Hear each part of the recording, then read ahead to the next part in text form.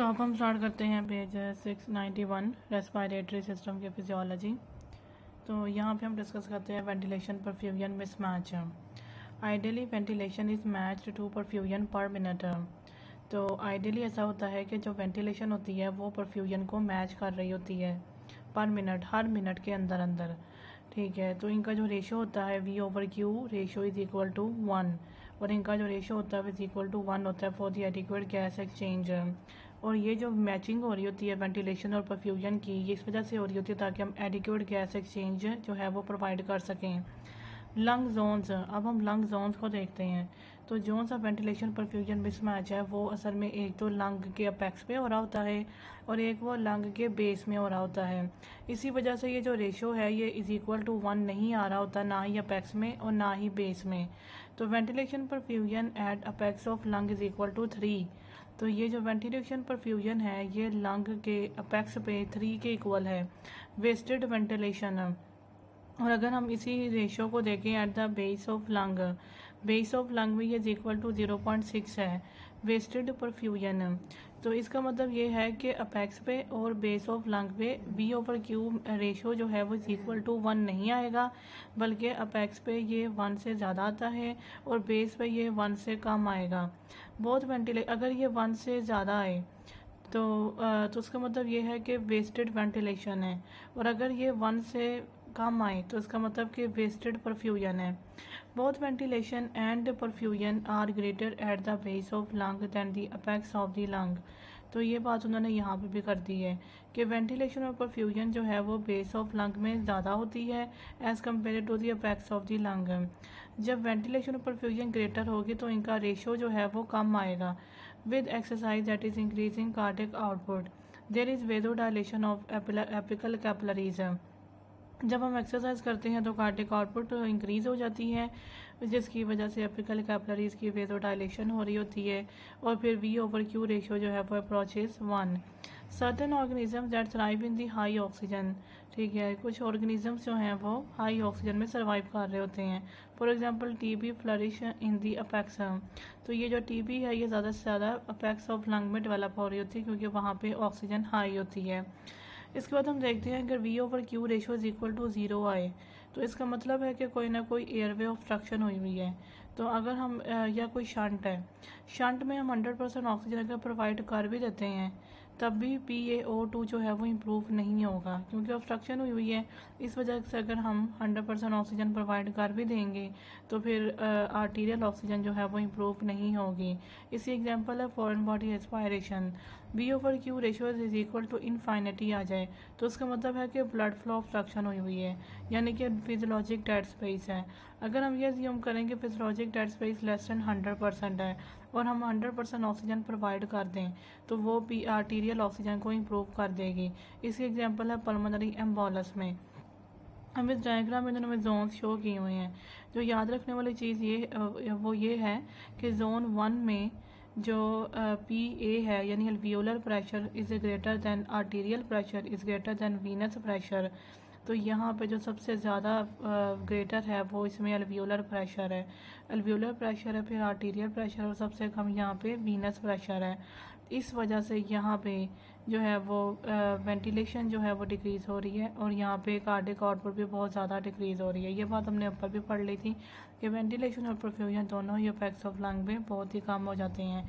इसी वजह से इनका रेशो यहाँ पे हाई होता है, इज इक्वल टू 3 आ रहा होता है और हम कहते हैं कि यहाँ पे वेस्टेड वेंटिलेशन हुई है। तो वेस्टेड वेंटिलेशन, ठीक है। और दरमियान वाले जोन में देखें जिसको हम जोन 2 कहते हैं, तो यहाँ पे आर्टीरियल प्रेशर सबसे ग्रेटर है, फिर इसमें PA यानी अल्वियोलर प्रेशर है और फिर इसमें जो है वो वीनस प्रेशर है। ये सीधा सीधा हिसाब है। तो इसमें जो रेशो है अप्रॉक्सीमेटली इज इक्वल टू 1 है, तो ये नॉर्मल चीज़ है। उसके बाद हम देखते हैं, उसके बाद हमने देखा कि यहाँ जोन 3 है। जोन 3 में अल्वियोलर प्रेशर जो है वो सबसे ज़्यादा कम है, सबसे ज़्यादा यहाँ पे आर्टीरियल प्रेशर है, फिर वीनस प्रेशर और सबसे कम यहाँ पे अल्वियोलर प्रेशर है। तो जोन 1 जो है वो जोन 3 के बिल्कुल ऑपोजिट है। जोन 1 में अल्वियोलर प्रेशर सबसे ज़्यादा था लेकिन जोन 3 में अल्वियोलर प्रेशर सबसे कम है। तो यहाँ पे जो वेंटिलेशन और परफ्यूजन है वो दोनों बहुत ज़्यादा इंक्रीज़ हो रहे हैं, इस वजह से रेशियो डिक्रीज़ हो रहा है, 0.6 के इक्वल आ रहा होता है। अच्छा, इसके बाद हम देखते हैं अल्वियोलर गैस इक्वेशन है। तो इसमें है alveolar pressure of oxygen is equal to oxygen pressure in inspired air minus arterial pressure of carbon dioxide divided with R Q. ये आर क्यू का मतलब होता है रेस्पिरेटरी कोशेंट। तो ये अप्रॉक्सीमेटली इक्वल टू 150 mmHg। ठीक है, इंस्पायर्ड ऑक्सीजन जो ऑक्सीजन प्रेशर था वो हमने इक्वल टू कर लिया 150 mmHg के, यानी millimetres of mercury, minus arterial pressure of carbon dioxide divided with R Q, और आर क्यू की वैल्यू हो गई 0.8 है। तो ये है alveolar gas equation at sea level breathing room air. ठीक है, ये जो 150 mmHg है ये तब आएगा जब हम एट सी लेवल पे देख रहे होंगे। अब PaO2 जो है वो अल्वियोलर प्रेशर ऑफ ऑक्सीजन है, PiO2 जो है वो pressure of oxygen in inspired air है, PaCO2 जो है वो आर्टीरियल प्रेशर ऑफ CO2 है, और RQ जो है वो रेस्पिरेटरी कोशेंट है। Respiratory quotient is equal to CO2 produced divided with oxygen consumed. इसके अलावा यहाँ पे एक और चीज़ का बताया हुआ है, वो है capital A minus smaller a gradient. ठीक है, तो इसको हम कहते हैं capital A smaller a gradient is equal to PaO2 minus PaO2 alveolar pressure of oxygen minus arterial pressure of oxygen. Normal AA gradient is estimated as age divided with 4 plus 4. For example, for a person less than 40 years old, gradient should be less than 14. तो इसको find करने का formula है, as को हमने divide करना है 4 से और प्लस कर देना है 4 से, और इसका एक और फार्मूला जो है वो है PaO2 minus PaO2 alveolar oxygen pressure minus arterial oxygen pressure. इसके बाद आता है carbon dioxide transport. Carbon dioxide is transported from tissues to lungs in 3 forms. Carbon dioxide जो है वो टिश्यू से लंग्स में जा सकती है 3 फॉर्म्स में। एक इसमें फॉर्म है बाइकार्बोनेट विच इज़ 70%। तो यहाँ पे है the bicarbonate of chloride transporter on the RBC membrane.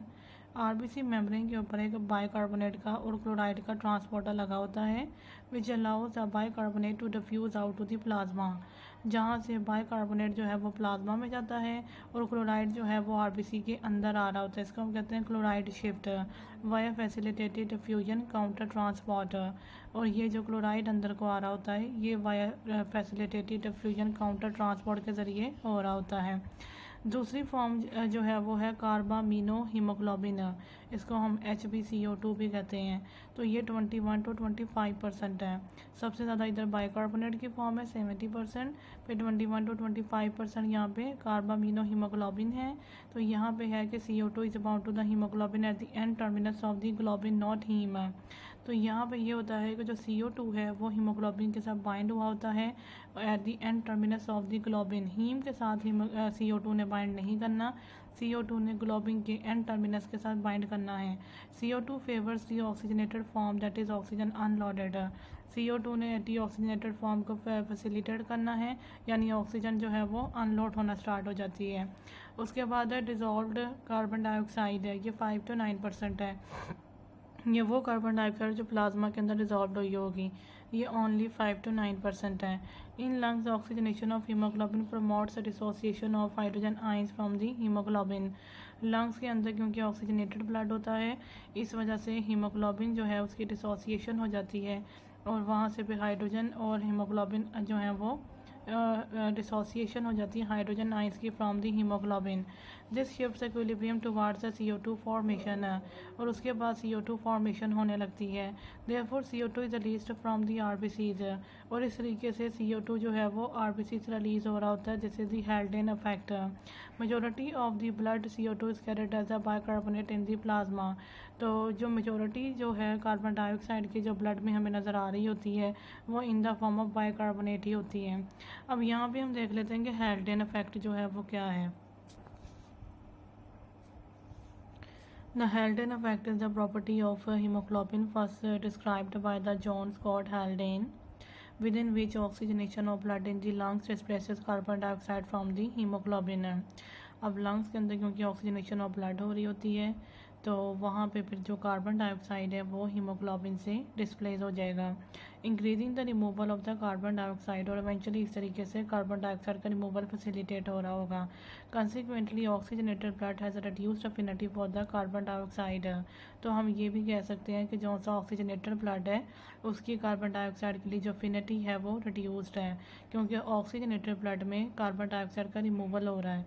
तो इस तरीके से हम कंसिक्वेंटली ये भी कह सकते हैं कि ऑक्सीजनेटेड ब्लड की अफिनिटी ही कार्बन डाइऑक्साइड के लिए रिड्यूस्ड है। तो उसके बाद हम इस डायग्राम को देखते हैं। तो यहाँ पे टिश्यूज़ है, फिर कैपिलरी है, फिर उसके बाद एक लेयर है सेल्स की, और उसके बाद प्लाज्मा है, और प्लाज्मा के अंदर आरबीसीज हैं। तो आरबीसीज के सबसे पहले एक ट्रांसपोर्टर लगा हुआ है, इसको हम कहते हैं द बाइकार्बोनेट क्लोराइड ट्रांसपोर्टर। तो यहाँ पे बाइकार्बोनेट अंदर को आ रहा है, बाहर को आ रहा है बाइकार्बोनेट, और क्लोराइड जो है वो अंदर को जा रहा है। अब अंदर क्या हो रहा था इसके कि यहाँ पे एक CO2 थी, और CO2 और वाटर मिलकर कार्बोनिक एसिड बना रहे थे कार्बोनिक एनहाइड्रेस एंजाइम की मदद से। फिर कार्बोनिक एसिड जो है वो हाइड्रोजन आयन और बाइकार्बोनेट आयन में कन्वर्ट हो रहा था, जिसमें से बाइकार्बोनेट तो इस ट्रांसपोर्टर के ज़रिए बाहर निकल जाएगा। इसके अलावा ये जो हाइड्रोजन आयन है ये हीमोग्लोबिन के साथ भी बाइंड कर सकता है, क्योंकि आरबीसीज के अंदर हीमोग्लोबिन भी प्रेजेंट होते हैं, उससे ये H हीमोग्लोबिन बन जाएगा। ठीक है, तो यहाँ पे जो कार्बन डाइऑक्साइड है वो इस हीमोग्लोबिन के साथ बाइंड कर सकती है, जहाँ पे H के साथ तो ये बन गया, लेकिन अब यहाँ पे जो हीमोग्लोबिन बच रहा है उसके साथ कार्बन डाइऑक्साइड बाइंड करके यहाँ पे कार्बामीनो हीमोग्लोबिन बना देगी। और तीसरी फॉर्म जो है वो कार्बन डाइऑक्साइड की dissolved carbon dioxide in plasma है। तो इस तरीके से हमने इसकी तीनों फॉर्म सीख ली 1 2 3। इसके बाद हम देखते हैं hypoxia and the hypoxaemia. Hypoxia में ये होता है कि जो ऑक्सीजन डिलीवरी टू टिश्यूज़ है वो डिक्रीज़ हो जाती है। ठीक है, decrease oxygen delivery to tissues is called hypoxia, commonly due to the decrease cardiac output, hypoxaemia, ischaemia, anaemia, carbon monoxide और the cyanide poisoning. Mechanism of hypoxia. अब hypoxia की 2 टाइप्स होती हैं जो कि एल्वियोलर एयर ग्रेडियंट पे depend कर रही होती हैं। अगर नॉर्मल एल्वियोलर एयर ग्रेडियंट है तो क्या रीजंस होंगी, और अगर इंक्रीज एल्वियोलर एयर ग्रेडियंट है तो क्या रीजंस होंगी। सबसे पहले हम देखते हैं कि अगर नॉर्मल ग्रेडियंट हो तब क्या रीजंस होती हैं। एक तो ये रीज़न बनती है कि इंस्पायर्ड ऑक्सीजन टेंशन ही कम हो, यानी कि जो PiO2 है inspired pressure of inspired oxygen वो ही कम हो, तो वो कम होगा, तो ये एक रीज़न बनती है फॉर दी हाइपोक्सिया। और दूसरी रीज़न होती है हाइपोवेंटिलेशन। हाइपोवेंटिलेशन में जो arterial pressure of carbon dioxide है वो इंक्रीज़ हो जाता है। तो यहाँ पे एक तरह से 2 रीजंस बनती हैं, या तो PiO2 का डिक्रीज़ हो जाना, ठीक है, या फिर PaO2 का इंक्रीज़ हो जाना। तो ये 2 रीजंस बनती हैं हाइपोक्सिया की विद द नॉर्मल ग्रेडियंट। यहाँ पे इनके फार्मूलाज भी दिए हुए हैं। PiO2 is equal to FiO2, this is the fraction of inspired oxygen in the gas mixture multiply with P भी कहते हैं बैरोमेट्रिक प्रेशर को, इसको एटमॉस्फेरिक प्रेशर भी कह सकते हैं, minus pressure of water, most commonly due to the decrease in PB यानी बैरोमेट्रिक और the atmospheric pressure in high altitude. High altitude में ज़्यादातर ऐसा हो रहा होता है कि इंस्पायर्ड ऑक्सीजन जो है वो डिक्रीज़ हो जाती है। Hypoventilation due to the increase PA और CO2, तो इसमें है PaO2 is equal to PiO2। PaO2 यानी alveolar oxygen pressure is equal to inspired oxygen pressure minus arterial carbon dioxide divided with RQ that is the respiratory quotient. ये चीज़ हमें मिलेगी CNS depression में, ओबेसिटी, हाइपोवेंटिलेशन सिंड्रोम में और muscular weakness में। इसके बाद आता है कि increased capital A over A gradient. अब यहाँ पे ये ग्रेडियंट इंक्रीज़ हो रहा है, तो इसके रीजंस हो सकती हैं कि डिफ्यूजन लिमिटेशन है। डिफ्यूजन लिमिटेशन का मतलब ये होता है कि अल्वियोलर मेम्ब्रेन के अंदर कोई मसला है, तो इसका मतलब ये है कि उस मेम्ब्रेन के अंदर फाइब्रोसिस भी हो सकती है। Ventilation perfusion mismatch, normal perfusion in the areas of decrease ventilation. हमने ये पढ़ा था कि वेंटिलेशन और परफ्यूजन एक दूसरे को आइडियली मैच कर रही होती हैं ताकि एडिक्वेट गैस एक्सचेंज प्रोवाइड कर सकें। लेकिन अगर वेंटिलेशन परफ्यूजन मिसमैच हो जाए तो फिर हमें हाइपोक्सिया मिलेगा, और इसके साथ जो एल्वियोलर एयर ग्रेडियंट है वो भी इंक्रीज़ हो रहा होगा। इसका मतलब ये होता है कि परफ्यूजन तो नॉर्मली हो रही है लेकिन वेंटिलेशन डिक्रीज है। ठीक है, तो परफ्यूजन नॉर्मल है लेकिन वेंटिलेशन डिक्रीज्ड है। Right to left shunt, normal perfusion in the areas of no ventilation है। अगर राइट टू लेफ्ट शंट हो रहा है तो इसमें क्या होगा कि इसमें नॉर्मल परफ्यूजन हो रही होगी in the areas of no ventilation. जिन एरियाज में कोई वेंटिलेशन नहीं हो रही वहाँ पे परफ्यूजन नॉर्मली हो रही है। कैन बी एनाटमिक, ये एनाटमिक भी हो सकती है, दैट इज़ इंट्राकार्डिक शंट, और फिजियोलॉजिक भी हो सकती है। For example perfusion of the non ventilated alveoli in the acute respiratory distress syndrome. तो हमने देखा कि राइट टू लेफ्ट शंट में परफ्यूजन नॉर्मली हो रही होती है जबकि वेंटिलेशन बिल्कुल ही ज़ीरो होती है। कैन बी एनाटमिक, एनाटमिक का मतलब है कि इसके अंदर कोई जो है वो शंट खुद से बन जाए। और फिजियोलॉजिक का मतलब है जो किसी बीमारी के अलावा ऐसा हो रहा हो। तो perfusion of the non ventilated, ये नॉर्मली भी ऐसा हो रहा होता है कि जो नॉन वेंटिलेटेड अल्वियोलाई होती है उसकी भी परफ्यूजन हो रही होती है in the acute respiratory distress syndrome. तो इसके बाद हम देखते हैं हाइपोक्सीमिया। हाइपोक्सीमिया में इनसफिशिएंट ऑक्सीजनेशन ऑफ ब्लड है। तो हाइपोक्सीमिया में क्या है कि ब्लड के अंदर जो है वो ऑक्सीजनेशन सही से नहीं हो रही, जिसकी वजह से आर्टीरियल ऑक्सीजन प्रेशर जो है वो डिक्रीज़ हो जाता है। इसके बाद हम देखते हैं haemoglobin. Normal adult haemoglobin is composed of 4 polypeptide सब यूनिट्स। ठीक है, जो अडल्ट हीमोग्लोबिन है उसके अंदर 4 पॉलीपेप्टाइड सब यूनिट्स होते हैं, 2 alpha and 2 beta, that each one bind oxygen molecule. ठीक है, 4 पॉलीपेप्टाइड सब यूनिट्स हैं, 2 अल्फा और 2 बीटा, और चारों के चारों ने एक हीमोग्लोबिन बाइंड मॉलिक्यूल को बाइंड करना है। Haemoglobin is an allosteric protein. Allosteric protein है डेट एक्सिबिट्स पॉजिटिव कोऑपरेटिविटी। ठीक है, तो ये एक एलोस्टेरिक प्रोटीन है जिसका मतलब है कि इसमें एक से ज़्यादा जो है वो बाइंडिंग कर सकते हैं molecules. That exhibit positive cooperativity when binded to the oxygen such that, और ये पॉजिटिव कोऑपरेटिविटी को एक्सिबिट कर रहे होते हैं when binding to the oxygen molecule such that oxygenated hemoglobin has higher affinity for the oxygen। अब इसमें यह होता है कि जब ऑक्सीजन की बाइंडिंग हो रही होती है हीमोग्लोबिन के साथ तो सबसे पहले वो जो ऑक्सीजन का मॉलिक्यूल है वो पहले एक सब यूनिट के साथ बाइंड करेगा, फिर दूसरे के साथ, और फिर तीसरे के साथ, और फिर चौथे के साथ। इस तरीके से बाइंडिंग हो रही होती है। तो पॉजिटिव कोऑपरेटिविटी का मतलब ये है कि जब ऑक्सीजन पहले सब यूनिट के साथ बाइंड करेगा तो हीमोग्लोबिन की अफिनिटी जो है वो दूसरे ऑक्सीजन के मॉलिक्यूल के लिए पहले से भी ज़्यादा हो जाएगी, 300 टाइम्स ज़्यादा हो जाएगी। यानी कि जो ऑक्सीजनेटेड हीमोग्लोबिन है उसकी फर्दर ऑक्सीजन को बाइंड करने की कैपेसिटी पहले से बहुत ज़्यादा हो जाएगी। इस चीज़ को हम कहते हैं पॉजिटिव कोऑपरेटिविटी, जो हीमोग्लोबिन ऑक्सीजन के मॉलिक्यूल्स के लिए शो कर रहा होता है। Deoxygenated haemoglobin has low affinity for the oxygen, जबकि डीऑक्सीजनेटेड हीमोग्लोबिन की अफिनिटी ऑक्सीजन के लिए लो होती है। Promotes release and the unloading of oxygen, इस तरीके से ये रिलीज और अनलोडिंग ऑफ ऑक्सीजन को प्रमोट कर रहा है। The protein component of the hemoglobin acts as a buffer for the hydrogen ions। Protein component hemoglobin का हीम है और यह acts as a buffer for the hydrogen ions. इसको आप लोग सर्च कर लें कि किस तरीके से हीम जो है वो हाइड्रोजन आयंस के लिए बफर की तरह एक्ट कर रहा होता है। Myoglobin is composed of a single polypeptide chain. Myoglobin भी जो है वो हीमोग्लोबिन की तरह होता है लेकिन ये मसल से रिलीज हो रहा होता है। तो ये इसके अंदर जो है वो single polypeptide chain associated with one heme moiety. Single polypeptide chain है और एक ही हीम मॉलिक्यूल इसके अंदर मौजूद होता है। Higher affinity for the oxygen than hemoglobin, hemoglobin से भी ज़्यादा अफिनिटी इसके पास होती है ऑक्सीजन के लिए। ऑक्सीजन कंटेंट ऑफ ब्लड, तो इसमें यह है कि ऑक्सीजन कंटेंट का फॉर्मूला है the oxygen bound to the haemoglobin plus oxygen solubilised in plasma. ठीक है, तो सबसे पहले हम देखेंगे कि ऑक्सीजन जो बाउंड हुई है हीमोग्लोबिन के साथ, और फिर हम वो ऑक्सीजन देखेंगे जो प्लाज्मा में सोलुबलाइज्ड यानी कि डिजॉल्व हुई है, इज इक्वल टू। अब इसी फार्मूले को उन्होंने दूसरे अंदाज में लिखा है। यहाँ पे है 1.34 multiply by haemoglobin multiply by saturation of arterial blood with oxygen. ठीक है, saturation of arterial blood with oxygen plus 0.003 multiply by arterial oxygen pressure. तो ये है फॉर्मूला ऑक्सीजन कंटेंट को फाइंड करने का। तो यहाँ पे SaO2 जो है वो percent saturation of arterial blood with oxygen, 0.003 जो है वो solubility constant of the oxygen है, PaO2 जो है वो partial pressure of oxygen in the arterial blood. Normally 1 gram haemoglobin can bind 1.34 ml of oxygen. तो जो 1 ग्राम हीमोग्लोबिन है वो 1.34 ml ऑफ ऑक्सीजन को बाइंड कर सकता है। So normal haemoglobin amount is blood in 15 ग्राम पर डेसीलीटर। तो नॉर्मल हीमोग्लोबिन की अमाउंट जो हमारे ब्लड के अंदर है वो है 15 ग्राम पर डेसीलीटर।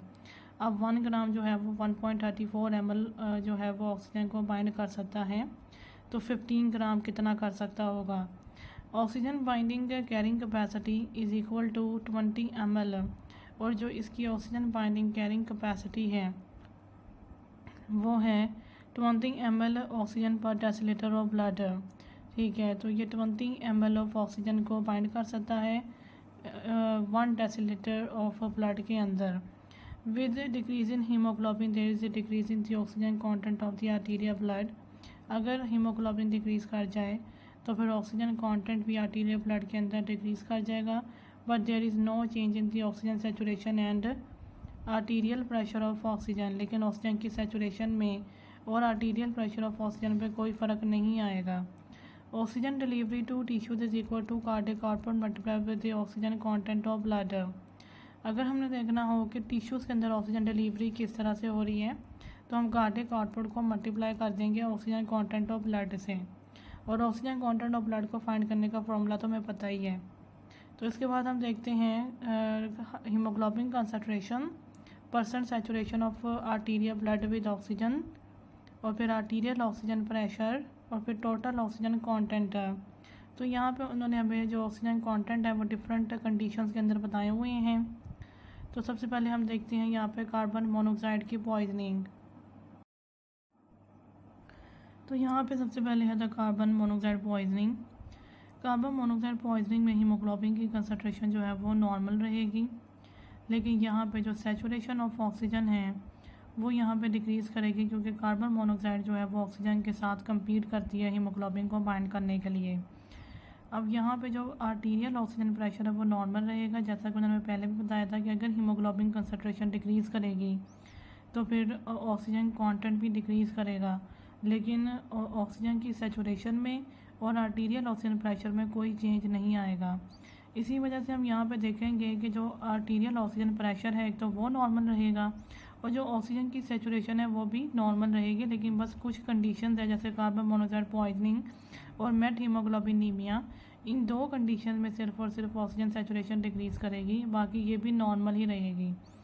तो कार्बन मोनोऑक्साइड पॉइजनिंग में ये होता है कि कार्बन मोनोऑक्साइड जो है वो बहुत ज़्यादा हो जाती है ब्लड में, जबकि हीमोग्लोबिन की कंसंट्रेशन यहाँ पे नॉर्मल ही रहती है। अब सैचुरेशन इसलिए इफेक्ट हो रही है क्योंकि कार्बन मोनोऑक्साइड की एफिनिटी ऑक्सीजन के साथ बाइंड करने की बहुत ही ज़्यादा होती है। इस वजह से ये कार्बन मोनोऑक्साइड जो है वो हीमोग्लोबिन के साथ बहुत तेज़ी से बाइंड कर लेती है, और ऑक्सीजन को वहाँ से जो है वो कम्पीट कर रही होती है, उसको डिस्प्लेस कर रही होती है। तो टोटल ऑक्सीजन कंटेंट जो है यहाँ पे इस वजह से डिक्रीज़ कर जाएगा।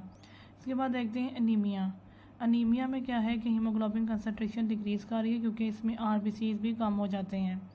आरबीसीज कम होंगे और इसमें जो है वो हीमोग्लोबिन कंसंट्रेशन कम हो जाएगी, तो या फिर आरबीसीज अब नॉर्मल बन रहे होते हैं कि इस तरीके से बस इसमें हीमोग्लोबिन की कंसंट्रेशन डिक्रीज़ कर जाती है। अब यहाँ पे यही हुआ कि ऑक्सीजन सैचुरेशन में भी नॉर्मल है और आर्टीरियल ऑक्सीजन प्रेशर भी नॉर्मल है, लेकिन टोटल ऑक्सीजन कंटेंट डिक्रीज़ कर रहा है क्योंकि हीमोग्लोबिन कंसंट्रेशन डिक्रीज़ कर रही है। पॉलीसीथीमिया में ये होता है कि हीमोग्लोबिन जो है वो ज़्यादा हो जाता है क्योंकि आरबीसीज बहुत ही ज़्यादा हो जाते हैं, तो यहाँ पे हीमोग्लोबिन कंसंट्रेशन इंक्रीज़ हो जाती है। इसी तरह इसमें भी सैचुरेशन में और आर्टीरियल ऑक्सीजन प्रेशर में जो कोई फ़र्क नहीं आएगा, नॉर्मल रहेंगे, और टोटल ऑक्सीजन कंटेंट इसमें इंक्रीज़ कर जाएगा, जो कि हीमोग्लोबिन कंसंट्रेशन पे डिपेंड कर रहा होता है। अब मेट हीमोग्लोबिनीमिया, तो इसमें क्या है, इसमें हीमोग्लोबिन कंसंट्रेशन तो बिल्कुल नॉर्मल है, लेकिन इसमें सैचुरेशन डिक्रीज़ हो जाएगी क्योंकि इसमें Fe3 वाली फॉर्म आ जाती है। ये Fe3 जो है ये पुअर होता है बाइंडिंग टू ऑक्सीजन। अब यहाँ पे जो है वो इसी तरीके से सैचुरेशन डिक्रीज़ हो रही है, और PaO2 इसमें नॉर्मल है, और यहाँ पे भी टोटल ऑक्सीजन कंटेंट डिक्रीज़ हो रहा है। तो एक तरह से इसमें कार्बन मोनोऑक्साइड पॉइजनिंग और मेट हीमोग्लोबिनीमिया की सिचुएशन बिल्कुल सिमिलर है। इसके बाद हम देखते हैं साइनाइड टॉक्सिसिटी, यानी कि साइनाइड बहुत ही ज़्यादा हो जाएगा। अब हीमोग्लोबिन की कंसनट्रेशन तो नॉर्मल ही रहेगी और ऑक्सीजन सेचुरेशन भी नॉर्मल रहेगी, PaO2 भी नॉर्मल और टोटल ऑक्सीजन कंटेंट भी नॉर्मल, यानी कि इसमें सारी की सारी चीज़ें जो हैं वो नॉर्मल रहेंगी। उसके बाद हम देखते हैं जो ऑक्सी हीमोग्लोबिन डिसोसिएशन कर्व, इसको ODC भी कहते हैं।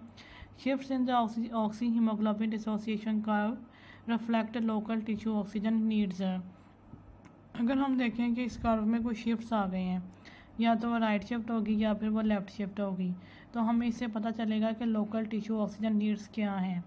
Can be helpful, that is meets metabolic needs और हार्मफुल इन टॉक्सिसिटीज पैथोफिजियोलॉजिक सिचुएशंस। तो ये जो शिफ्ट्स हैं ये हेल्पफुल भी हो सकती हैं और हार्मफुल भी हो सकती हैं। उसके बाद हम देखते हैं right shift in the ODC।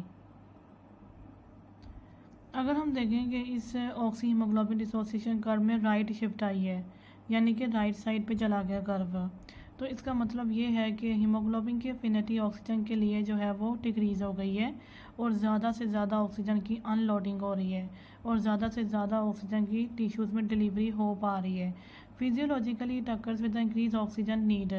ये तब होगा जब हमें ऑक्सीजन की नीड बहुत ज़्यादा होगी, टिश्यूज़ में बहुत ज़्यादा ऑक्सीजन हमें रिक्वायर्ड होगी, जैसे एक्सरसाइज के दौरान, और जब pH डिक्रीज़ कर जाती है, जब टेम्परेचर इंक्रीज़ कर जाता है, जैसे फीवर में, हाइपोक्सिया, जब ऑक्सीजन जो है वो कम हो, ठीक है, जब हाइपोक्सिया होता है ना तो 2,3-bis फॉस्फोग्लिसरेट अपने आप इंक्रीज़ हो जाता है।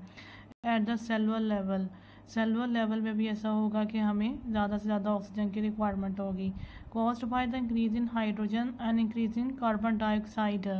और तब भी जब हाइड्रोजन का या कार्बन डाइऑक्साइड की कंसनट्रेशन ब्लड में ज़्यादा हो जाए, created by the tissue metabolism, जब टिश्यू मेटाबॉलिज्म बहुत ही ज़्यादा हो रही हो, इसको हम कहते हैं बोहर इफेक्ट।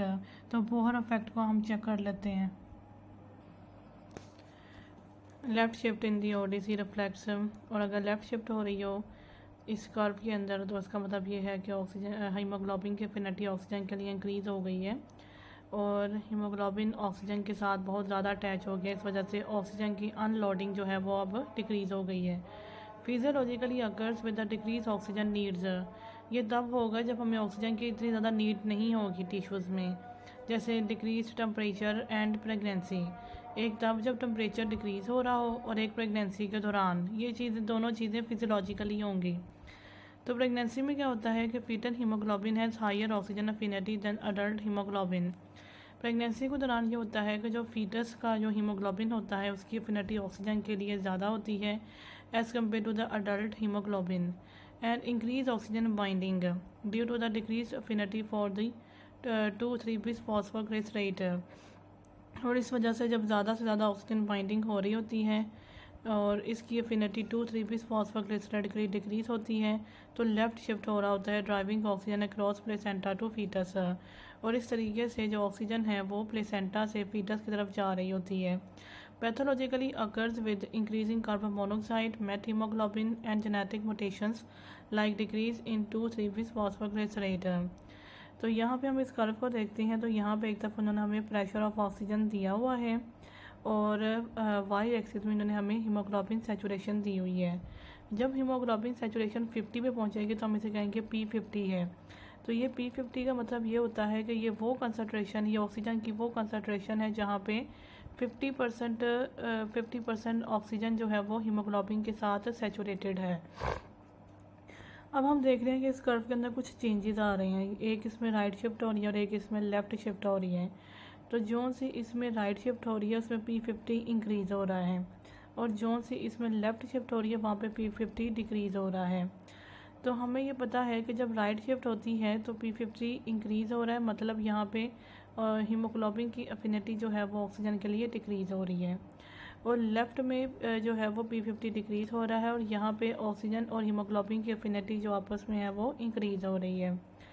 तो जितना ये कर्व जो है वो इसकी स्लोप जितनी ज़्यादा हम देखेंगे कि ज़्यादा हो रही है, तो हम समझ जाएंगे कि वहाँ पे एफिनिटी ज़्यादा हो रही है, और जितनी ज़्यादा इसकी स्लोप कम होगी वहाँ पे हमें समझ आएगा, जैसे ये राइट में जब जा रहा है तो इसकी स्लोप भी कम हो रही है, तो इसका मतलब ये होगा कि यहाँ पे एफिनिटी कम हो रही है।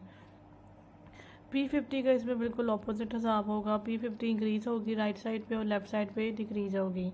अब देखने वाली चीज़ एक ये भी है कि ये सारे के सारे चेंजेस जो हम देख रहे हैं ये वीनस ब्लड यानी डीऑक्सीजनेटेड ब्लड के अंदर आ रहे हैं। जब ये आर्टीरियल ब्लड पे आके सब कुछ कांस्टेंट हो गया है, तो ये चीज़ भी हमें पता होनी चाहिए कि ये सारे के सारे चेंजेस जो से आते हैं एफिनिटी में, हीमोग्लोबिन की एफिनिटी जो ऑक्सीजन के लिए होती है, इसमें जो भी चेंजेस आ रहे हैं ये सारे के सारे वीनस ब्लड के अंदर आने हैं, जबकि आर्टीरियल ब्लड में ऐसा कुछ भी नहीं होना। तो उसके बाद हम देखते हैं कि ODC है द सिग्मोइडल शेप, इसकी इस कर्व की शेप सिग्मोइड है due to the positive cooperativity. और अगर ये क्वेश्चन हमें आए कि इसकी सिग्मोइड कर्व क्यों होता है, इसकी शेप क्यों सिग्मोइड होती है, तो इसका आंसर ये है कि इनके बीच पॉजिटिव कोऑपरेटिविटी होती है। Tetrameric hemoglobin molecule can bind 4 oxygen molecules, ये 4 ऑक्सीजन मॉलिक्यूल्स को बाइंड कर सकता है and has higher affinity for each subsequent oxygen molecule bound. ये चीज़ मैंने पहले भी बताई थी कि जब एक ऑक्सीजन का मॉलिक्यूल हीमोग्लोबिन के किसी भी सब यूनिट के साथ अटैच हो जाता है, तो बाकी के सारे सब यूनिट्स की जो एफिनिटी होती है ऑक्सीजन के लिए वो मज़ीद ज़्यादा हो जाती है, 300 टाइम्स इंक्रीज़ हो जाती है। मायोग्लोबिन इज़ मोनोमेरिक, इसमें सिर्फ 1 पॉलीपेप्टाइड चेन होती है and does not show the positive cooperativity, और इसमें कोई पॉजिटिव कोऑपरेटिविटी भी हमें नहीं नज़र आएगी। कर्व लैक्स सिग्मोइडल अपीयरेंस, इस वजह से इसके कर्व में हम देख रहे हैं कि कोई सिग्मोइडल शेप नहीं है। ये मायोग्लोबिन का कर्व यहाँ पे शो किया हुआ है ग्रे कलर का। रिस्पॉन्स टू हाई एल्टीट्यूड, अब हाई एल्टीट्यूड में क्या होगा, constant fraction of oxygen in the inspired air, ठीक है, तो constant fraction of oxygen in the inspired air but decrease in barometric pressure यानी एटमॉस्फेरिक प्रेशर। अब क्या हुआ कि जब हम हाई एल्टीट्यूड में जाते हैं तो वहाँ पे एटमॉस्फेरिक प्रेशर डिक्रीज़ कर जाता है, यानी बैरोमेट्रिक प्रेशर डिक्रीज़ कर जाता है। जब बैरोमेट्रिक या फिर एटमॉस्फेरिक प्रेशर डिक्रीज़ करेगा तो ऑटोमेटिकली इसमें एटमॉस्फेरिक ऑक्सीजन भी डिक्रीज़ कर जाएगी। एटमॉस्फेरिक ऑक्सीजन डिक्रीज़ करेगी तो उसका मतलब ये है कि हमें इंस्पायर्ड ऑक्सीजन का जो प्रेशर है वो भी डिक्रीज़ हो गया, PiO2 डिक्रीज़ हो गया है। तो PiO2 डिक्रीज़ होगा तो मतलब आर्टीरियल ऑक्सीजन भी डिक्रीज़ हो गई है। अब जब आर्टीरियल ऑक्सीजन डिक्रीज़ होगी तो ज़्यादा से ज़्यादा वेंटिलेशन होगी, वेंटिलेशन इंक्रीज़ होगी ताकि कंपनसेशन हो सके। तो जब वेंटिलेशन इंक्रीज़ होगी तो फिर PaCO2 यानी कि आर्टीरियल कार्बन डाइऑक्साइड डिक्रीज़ होगी, जिसकी वजह से फिर रेस्पिरेटरी अल्कलोसिस होगी। रेस्पिरेटरी अल्कलोसिस से फिर अल्टीट्यूड सिकनेस होगी यानी headache, nausea, fatigue, light headedness and sleep disturbance. उसके बाद हम देखते हैं क्रॉनिक इंक्रीज इन वेंटिलेशन। अब ये तो वो वेंटिलेशन थी जिससे एक्यूट चेंजेस आ रहे थे और एक्यूट प्रेजेंटेशन हो रही थी, लेकिन अगर आहिस्ता आहिस्ता वेंटिलेशन इंक्रीज़ हो रही हो तो फिर एरिथ्रोपोइटिन इंक्रीज़ होगा।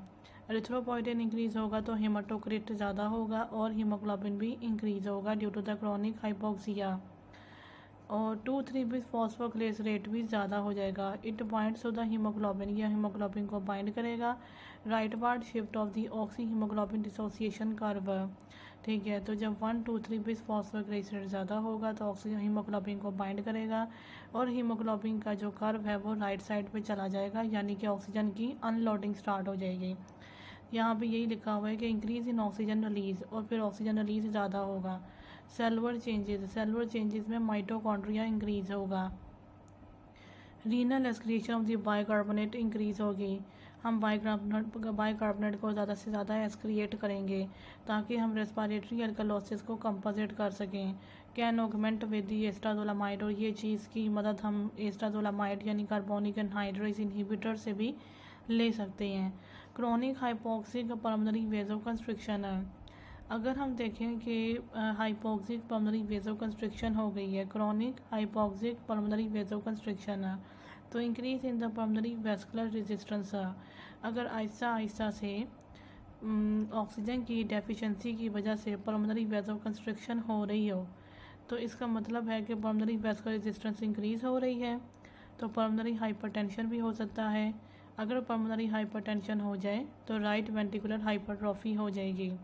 तो ये सब कुछ वो चीज़ें हैं जो हाई एल्टीट्यूड की वजह से हो सकती हैं। रिस्पॉन्स टू एक्सरसाइज है, जब हम एक्सरसाइज करेंगे तो हार्ट रेट इंक्रीज़ होगा, सिस्टमिक वॉल्यूम इंक्रीज़ होगा, ठीक है, और फिर हम देखेंगे कि यहाँ पे कार्डिक आउटपुट भी इंक्रीज़ हो रहा है। Increase in the pulmonary blood flow, pulmonary blood flow भी इंक्रीज़ हो रहा है। तो सबसे पहले हार्ट रेट इंक्रीज़ हुआ, सिस्टमिक वॉल्यूम इंक्रीज़ हुआ, फिर हमने देखा कि कार्डिक आउटपुट इंक्रीज़ हो रही है, तो पल्मोनरी ब्लड फ्लो भी इंक्रीज़ हो रहा है। तो फिर यहाँ पे हमने देखा कि वेंटिलेशन परफ्यूजन रेशो भी इंक्रीज़ हो रहा है फ्रॉम बेस टू अपेक्स, ठीक है, बिकमिंग मोर यूनिफॉर्म। तो ये जो V/Q रेशो है ये भी यहाँ पे इंक्रीज़ होगा। Increase in cellular respiration, cellular respiration increase होगी तो CO2 ज़्यादा से ज़्यादा बनना स्टार्ट हो जाएगा। Decrease pH at the tissues, और जब CO2 ज़्यादा बनेगा तो pH डिक्रीज़ होगी, ठीक है, pH डिक्रीज़ होगी टिश्यूज़ में, जिसकी वजह से ऑक्सी हीमोग्लोबिन डिसोसिएशन कर्व की राइट शिफ्ट होगी, और जब राइट शिफ्ट होती है तो टिश्यू की ऑफलोडिंग हो जाती है ऑफ दी मोर ऑक्सीजन। हमें पता है कि जब राइट शिफ्ट होती है तो हीमोग्लोबिन की एफिनिटी ऑक्सीजन के लिए डिक्रीज़ हो जाती है, जिसकी वजह से ज़्यादा ऑक्सीजन जो है वो रिलीज़ हो रहा है, तो इसकी लोडिंग जो है वो ज़्यादा हो जाएगी। इंक्रीज़ ऑक्सीजन कंजप्शन, और फिर ज़्यादा से ज़्यादा ऑक्सीजन की कंजप्शन होगी। इंक्रीज इन रेस्पायरेटरी रेट, और रेस्पायरेटरी रेट इंक्रीज़ होगा to meet the oxygen demand and can remove excess carbon dioxide. Respiratory rate increase होगा ताकि वो ज़्यादा से ज़्यादा ऑक्सीजन की डिमांड को मीट कर सकें and remove excess carbon dioxide. लेकिन हम देखेंगे कि आर्टीरियल ऑक्सीजन में और आर्टीरियल कार्बन डाइऑक्साइड में कोई चेंजेस नहीं आ रहे, ये दोनों बिल्कुल मेंटेन्ड हैं, और इसके मेंटेनेंस के पीछे जो है वो कुछ होम्योस्टैटिक मैकेनिज़म्स रिस्पॉन्सिबल हैं। अगर हम देखें कि ये जो PVO2 यानी कि वीनस ऑक्सीजन प्रेशर डिक्रीज़ हो जाएगा क्योंकि ज़्यादा से ज़्यादा ऑक्सीजन कंजप्शन हो रही होगी, तो ये है PaO2 को मेंटेन रखने का एक होम्योस्टैटिक मैकेनिज़्म कि Venus pressure of oxygen decrease हो जाएगा। और PaO2 मेंटेन इस वजह से रहेगा कि जो Venus pressure of carbon dioxide है वो इंक्रीज़ हो जाएगा क्योंकि ज़्यादा से ज़्यादा कार्बन डाइऑक्साइड की प्रोडक्शन हो रही है। इस तरीके से इन दोनों में कोई चेंजेस नहीं आएंगे क्योंकि इनके वीनस प्रेशर में चेंजेस आ रहे होंगे। तो उसके बाद हम देखते हैं मेथ हीमोग्लोबिन है। Iron in the haemoglobin is normally in the reduced state है। तो जो आयरन होता है हीमोग्लोबिन के अंदर वो एक रिड्यूस्ड स्टेट के अंदर होता है जिसको हम कहते हैं ferrous iron Fe2+, just the two of us. Oxidize form of hemoglobin है, ऑक्सीडाइज फॉर्म ऑफ हीमोग्लोबिन वो है जिसके अंदर आयरन जो है वो फेरिक फॉर्म यानी Fe3+ की फॉर्म में होता है। Does not bind oxygen as readily as Fe2+, यानी कि जो रिड्यूस हीमोग्लोबिन है वो ज़्यादा जल्दी से ऑक्सीजन को बाइंड करता है as compare to the oxidized hemoglobin, but it has increase affinity for cyanide. लेकिन जो सा ऑक्सीडाइज्ड हीमोग्लोबिन है जिसके अंदर फेरिक आयरन है ये साइनाइड को बहुत ही तेज़ी से बाइंड कर लेता है क्योंकि इसकी एफिनिटी साइनाइड के लिए तो बहुत ही ज़्यादा होती है। जब ही साइनाइड को ज़्यादा से ज़्यादा बाइंड कर लेगा तो टिश्यू हाइपोक्सिया हो जाएगा, और from the decrease oxygen saturation and the decrease oxygen content, क्योंकि ऑक्सीजन सेचुरेशन डिक्रीज हो जाएगी और ऑक्सीजन कंटेंट भी डिक्रीज हो जाएगा। This ferric form is called the methaemoglobinaemia. इस फेरिक फॉर्म को यानी Fe3+ फॉर्म को मेथहीमोग्लोबिनीमिया कहते हैं। While typical concentration are only 1 to 2%, methaemoglobinaemia will occur at higher levels. ठीक है, जो मेथहीमोग्लोबिन की नॉर्मल कंसनट्रेशन होती हैं वो 1 to 2% होती हैं, लेकिन ये ज़्यादा लेवल्स में भी हो सकता है, और जब ये ज़्यादा लेवल में होगा तो फिर ये साइनोसिस के साथ प्रेजेंट होगा और चॉकलेट कलर्ड ब्लड के साथ भी प्रेजेंट होगा। Does not improve with supplemental oxygen, और जब ये साइनोसिस करवा रहा होगा तो हम सप्लीमेंटल ऑक्सीजन से इसको इम्प्रूव नहीं कर सकेंगे। Dapsone local anaesthetics like benzocaine and nitrides. Dapsone है, लोकल एनेस्थेटिक्स हैं और नाइट्राइड्स हैं, for example from the dietary intake और पोल्यूटेड वाटर सोर्सेज। तो ये जो नाइट्राइड्स हैं ये हमें डाइटरी इंटेक से मिल सकते हैं या पोल्यूटेड वाटर सोर्सेज से मिल सकते हैं। They cause poisoning by oxidizing Fe2+ to Fe3+। तो ये ऐसी चीज़ें हैं जो Fe2+ को Fe3+ में कन्वर्ट कर देती हैं। Fe3+ फिर जो है वो ऑक्सीजन को तो बाइंड नहीं कर रहा होता लेकिन साइनाइड को तो बहुत ही तेज़ी से बाइंड करता है, जिसकी वजह से टिश्यू हाइपोक्सिया हो जाता है क्योंकि ऑक्सीजन सेचुरेशन डिक्रीज़ हो रही है और टोटल ऑक्सीजन कंटेंट भी डिक्रीज़ हो जाता है। Methaemoglobinaemia can be treated with methylene blue and vitamin C. Treatment हम इसकी कर सकते हैं विटामिन सी से और मिथाइलिन ब्लू से। Cyanide versus carbon monoxide poisoning.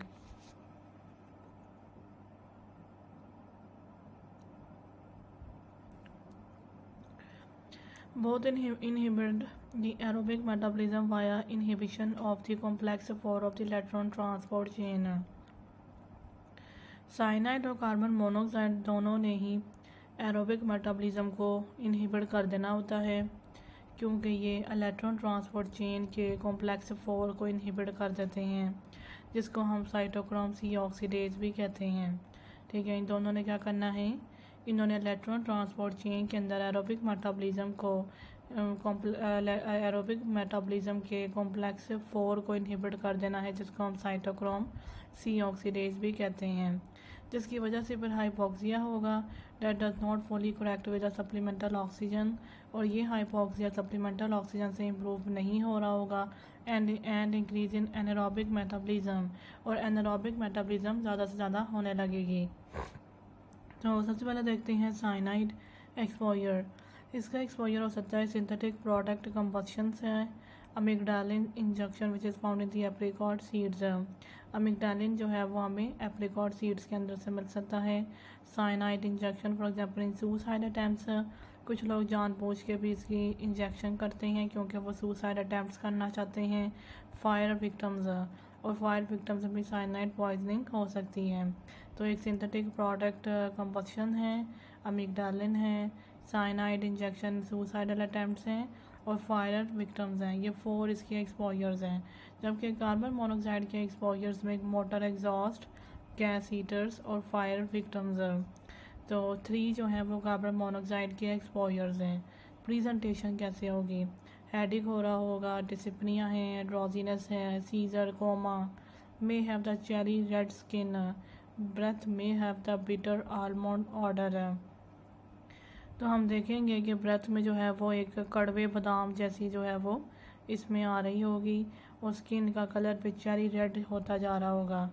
तो कार्बन मोनोऑक्साइड में क्या होगा कि हेडेक है, vomiting, confusion, visual disturbances and coma. अब विजुअल डिस्टर्बेंसेस जो हैं वो साइनाइड में नहीं होंगी, लेकिन कार्बन मोनोऑक्साइड पॉइजनिंग में हो रही होंगी।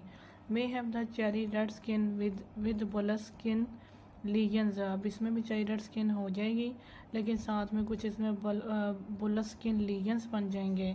मल्टीपल विक्टिम्स में be involved, for example family due to the faulty furnace.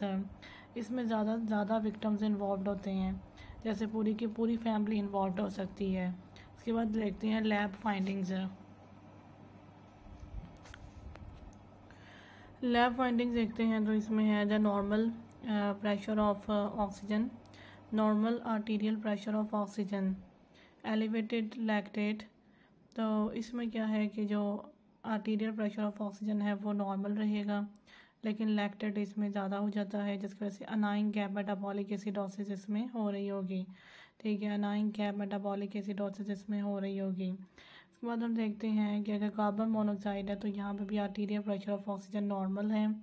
Elevated carboxyhaemoglobin on the co-oximetry, तो इसमें कार्बोक्सी हीमोग्लोबिन जो है वो भी एलिवेटेड है। Classically associated with the bilateral globus pallidus lesions on the MRI में भी हम कार्बन मोनोऑक्साइड पॉइजनिंग को डिटेक्ट कर सकते हैं, क्योंकि वहाँ पे हमें नज़र आएगा कि जो बायलेटरल ग्लोबस पैलेटस है वहाँ पे कुछ लीजन्स बने हुए हैं जो इस ए वाले डायग्राम में शो किए हुए हैं। Aldous can rarely be seen with the cyanide toxicity, और इस किस्म की एमआरआई जो है वो हमें कभी भी साइनाइड पॉइजनिंग के साथ नहीं मिलेगी, लेकिन रेयरली, बहुत ही रेयरली साइनाइड टॉक्सिसिटी के साथ मिल सकती है। Effects on the oxygen dissociation, oxygen hemoglobin curve. तो कर्व जो है वो साइनाइड पॉइजनिंग में बिल्कुल नॉर्मल है। ऑक्सीजन सेचुरेशन में appear normal initially, oxygen saturation इसमें पहले नॉर्मल रहेगी। Despite ample oxygen supply it can not be used due to the ineffective oxidative phosphorylation. Curve इसमें नॉर्मल रहेगा, लेकिन ऑक्सीजन सेचुरेशन जो है वो इनिशियली नॉर्मल रहेगी। अगर हम बहुत ही ज़्यादा ऑक्सीजन सप्लाई कर भी दें तब भी ये ट्रीट नहीं हो सकती, क्योंकि ऑक्सीडेटिव फॉस्फोराइलेशन तो इनफेक्टिव ही है। तो ऑक्सीजन के होने या ना होने से इसको कोई फ़र्क नहीं पड़ता। लेकिन अगर हम कार्बन मोनोऑक्साइड की पॉइजनिंग देखें तो इसमें left shift in the oxy haemoglobin dissociation curve हो जाएगा। जब भी लेफ़्ट शिफ्ट होता है तो increase affinity for the oxygen, तो फिर ऑक्सीजन के लिए अफिनिटी इंक्रीज़ हो जाती है और ऑक्सीजन की अनलॉटिंग इन टिश्यूज़ डिक्रीज़ हो जाती है।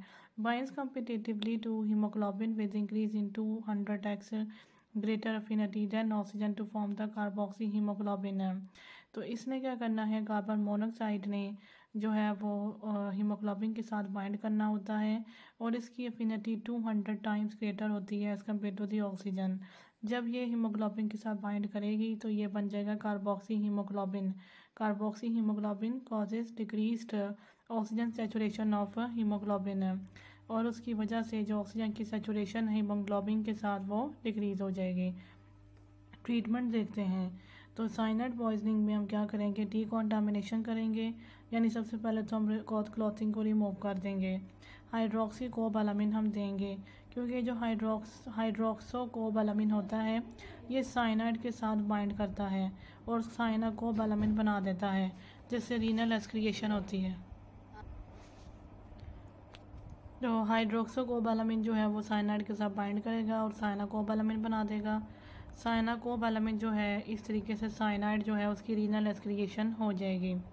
नाइट्राइट्स भी हम दे सकते हैं। नाइट्रैक्स जो हैं वो हीमोग्लोबिन को ऑक्सीडाइज कर देंगे तो मेथ हीमोग्लोबिन बन जाएगा। इट बाइंड साइनाइड, तो ये साइना को मेथ हीमोग्लोबिन बन जाएगा और डिक्रीज टॉक्सिसिटी। इस तरीके से भी जो है वो साइनाइड की टॉक्सिसिटी डिक्रीज हो जाएगी, क्योंकि साइना को मेथ हीमोग्लोबिन बन जाएगा। सोडियम थायोसल्फेट भी दे सकते हैं। इसने क्या करना है, इसने साइनाइड की कन्वर्जन थायोसल्फेट में करवा देनी है और फिर उसकी रीनल एक्सक्रिएशन हो जाएगी। तो उसके बाद हम देखते हैं कार्बन मोनोऑक्साइड की ट्रीटमेंट में हमने सबसे पहले तो 100% ऑक्सीजन प्रोवाइड कर देनी है, हाइपरबैरिक ऑक्सीजन इफ सिवर, और हमने हाइपरबैरिक यानी एटमॉस्फेरिक प्रेशर से भी ज़्यादा वाली ऑक्सीजन प्रोवाइड करनी है अगर बहुत ही ज़्यादा सीवर कंडीशन हो चुकी है। उसके बाद ये कर्व को देख लेते हैं तो यहाँ पे एक तरफ उन्होंने हमें आर्टीरियल ऑक्सीजन प्रेशर दिया हुआ है और दूसरी तरफ उन्होंने हमें oxygen bind to the haemoglobin दी हुई है। तो इस कर्व में जो है वो एक्स एक्सिस उन्होंने हमें दिया हुआ है आर्टीरियल प्रेशर ऑफ ऑक्सीजन। तो सबसे पहले हम देखते हैं कि नॉर्मली क्या होगा। नॉर्मली अगर 100% हीमोग्लोबिन हो तो नॉर्मल कर्व जो है वो सबसे पहले शो किया हुआ है। लेकिन अगर कार्बन मोनोऑक्साइड की पॉइजनिंग हो जाती है तो हीमोग्लोबिन जो है वो 50% हो जाएगा, जो कि इन्होंने यहाँ पे ब्लू कर्व से शो किया हुआ है। फिर डैश लाइन से शो किया हुआ है इन्होंने हमें 50% हीमोग्लोबिन, जो कि एनीमिया में होगा। तो नॉर्मल वाला तो वैसे ही हमें पता है, लेकिन हम इन दोनों का फ़र्क देख लेते हैं कि 50% कार्बन मोनोऑक्साइड हीमोग्लोबिन और 50% हीमोग्लोबिन इन अनीमिया। अभी जो 50% हीमोग्लोबिन इन अनीमिया है इसमें जो है वो कोई टॉक्सिसिटी वगैरह तो नहीं हो रही, लेकिन इसमें आरबीसीज़ का जो है वो नंबर कम हो जाता है, जिसकी वजह से जो है वो हीमोग्लोबिन डिक्रीज़ हो जाता है। तो ये वाला कर्व जो है ये डैश लाइन के ज़रिए शो किया गया है और ये बिल्कुल ही जो है वो नॉर्मल कर्व को रिजेंबल कर रहा है। इसमें कोई स्लोप नहीं है और ये बिल्कुल ही जो है वो नॉर्मल कर्व को शो कर रहा है और उसी के 50% हीमोग्लोबिन के नॉर्मल कर्व को शो करता है। लेकिन जो सा ब्लू वाला कर्व है वो हम देख रहे हैं कि यहाँ पे एक स्लोप बननी स्टार्ट हो जाती है और ये स्लोप जो है ये स्टार्ट हो रही है 20 से 40 के दरमियान, यानी कि 30 पर ये स्लोप स्टार्ट होती है। तो यहाँ पे भी हीमोग्लोबिन जो है वो 50% हो जाएगा, लेकिन इस यहाँ पे जो है वो शेप इसकी कन्वर्ट हो रही है, इसकी शेप जो है वो नॉर्मल वाले कर्व से डिफरेंट है। तो ये चीज़ हमने याद रखनी है कि जब टॉक्सिसिटी हो रही हो तो कर्व की शेप भी डिफरेंट हो जाती है।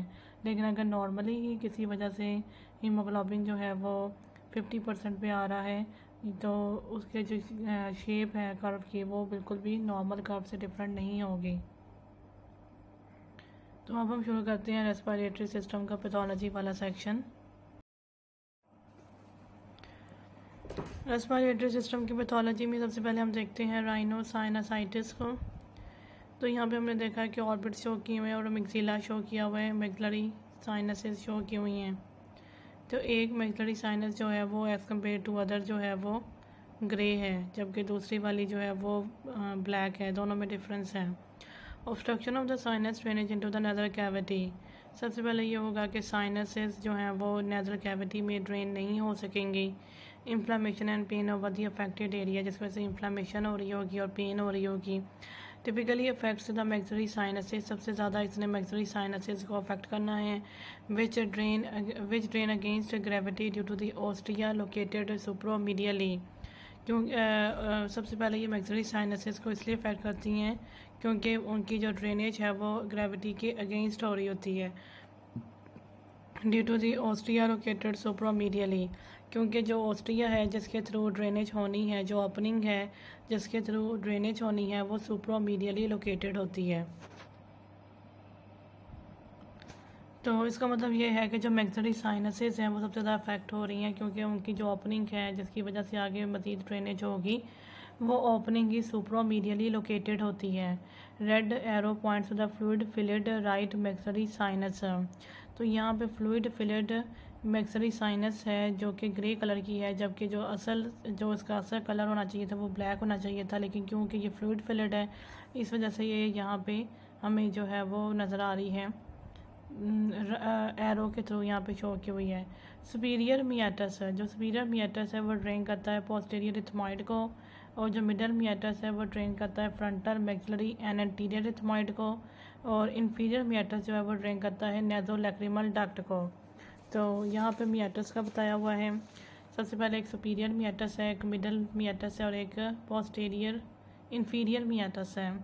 तो सुपीरियर मियाटस ने पोस्टीरियर इथमॉइड को ड्रेन करना होता है और मिडल मियाटस ने फ्रंटल मैक्सिलरी और एंटीरियर इथमॉइड को ड्रेन करना है, जबकि इन्फीरियर मियाटस ने जो है वो नेज़ोलैक्रिमल डक्ट को ड्रेन करना है।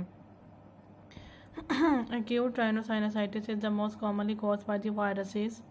तो ये most commonly cause by the viruses है, जैसे rhinovirus may lead to the superimpose bacterial infection. वैसे तो ये वायरसेस की वजह से हो रहा होता है, राइनो वायरस की वजह से, लेकिन इस वायरस इन्फेक्शन के ऊपर सुपर इम्पोज बैक्टीरियल इन्फेक्शन भी हो सकता है। Most commonly non typeable haemophilus influenzae, streptococcus pneumoniae and M catarrhalis. जो सुपर इम्पोज बैक्टीरियल इन्फेक्शन है वो इन तीनों की वजह से हो सकता है, हीमोफिलस इन्फ्लुएंजा, स्ट्रेप्टोकोकस न्यूमोनियाई और एम कैटारालिस। पैरानेज़ल साइनस इन्फेक्शन में एक्सटेंड टू दी ऑर्बिट्स। तो अगर ये साइनस इन्फेक्शन जो हैं ये पैरानेज़ल हैं, यानी कि नेज़ल कैविटी के बिल्कुल साथ हैं, तो ये एक्सटेंड होकर ऑर्बिट्स तक भी जा सकते हैं, कैवर्नस साइनस तक भी जा सकते हैं और ब्रेन तक भी, कॉजिंग कॉम्प्लिकेशंस। और फिर कॉम्प्लिकेशंस हो सकती हैं। अगर ऑर्बिट्स तक चले जाएंगे तो ऑर्बिटल सेलुलाइटिस हो जाएगी, अगर कैवर्नस साइनस तक चले जाएंगे तो कैवर्नस साइनस सिंड्रोम हो जाएगा, और अगर ब्रेन तक चली जाएंगी तो फिर मेनिंजाइटिस हो जाएगा। एपिक्स्टेसिस एपिक्स्टेसिस में नोज ब्लीड हो रही होती है। Most commonly occurs in the interior segment of the nostril. ये interior segment of the nostril में मोस्ट कॉमनली होती है, जहाँ पे एक प्लेक्सिस होता है, जैसे हम कहते हैं Kiesselbach plexus. Life threatening haemorrhages occur in the posterior segment. लेकिन अगर ये पोस्टीरियर सेगमेंट में हो रही हो तो उसका मतलब ये होता है कि ये कोई लाइफ थ्रेटनिंग हेमरेज है।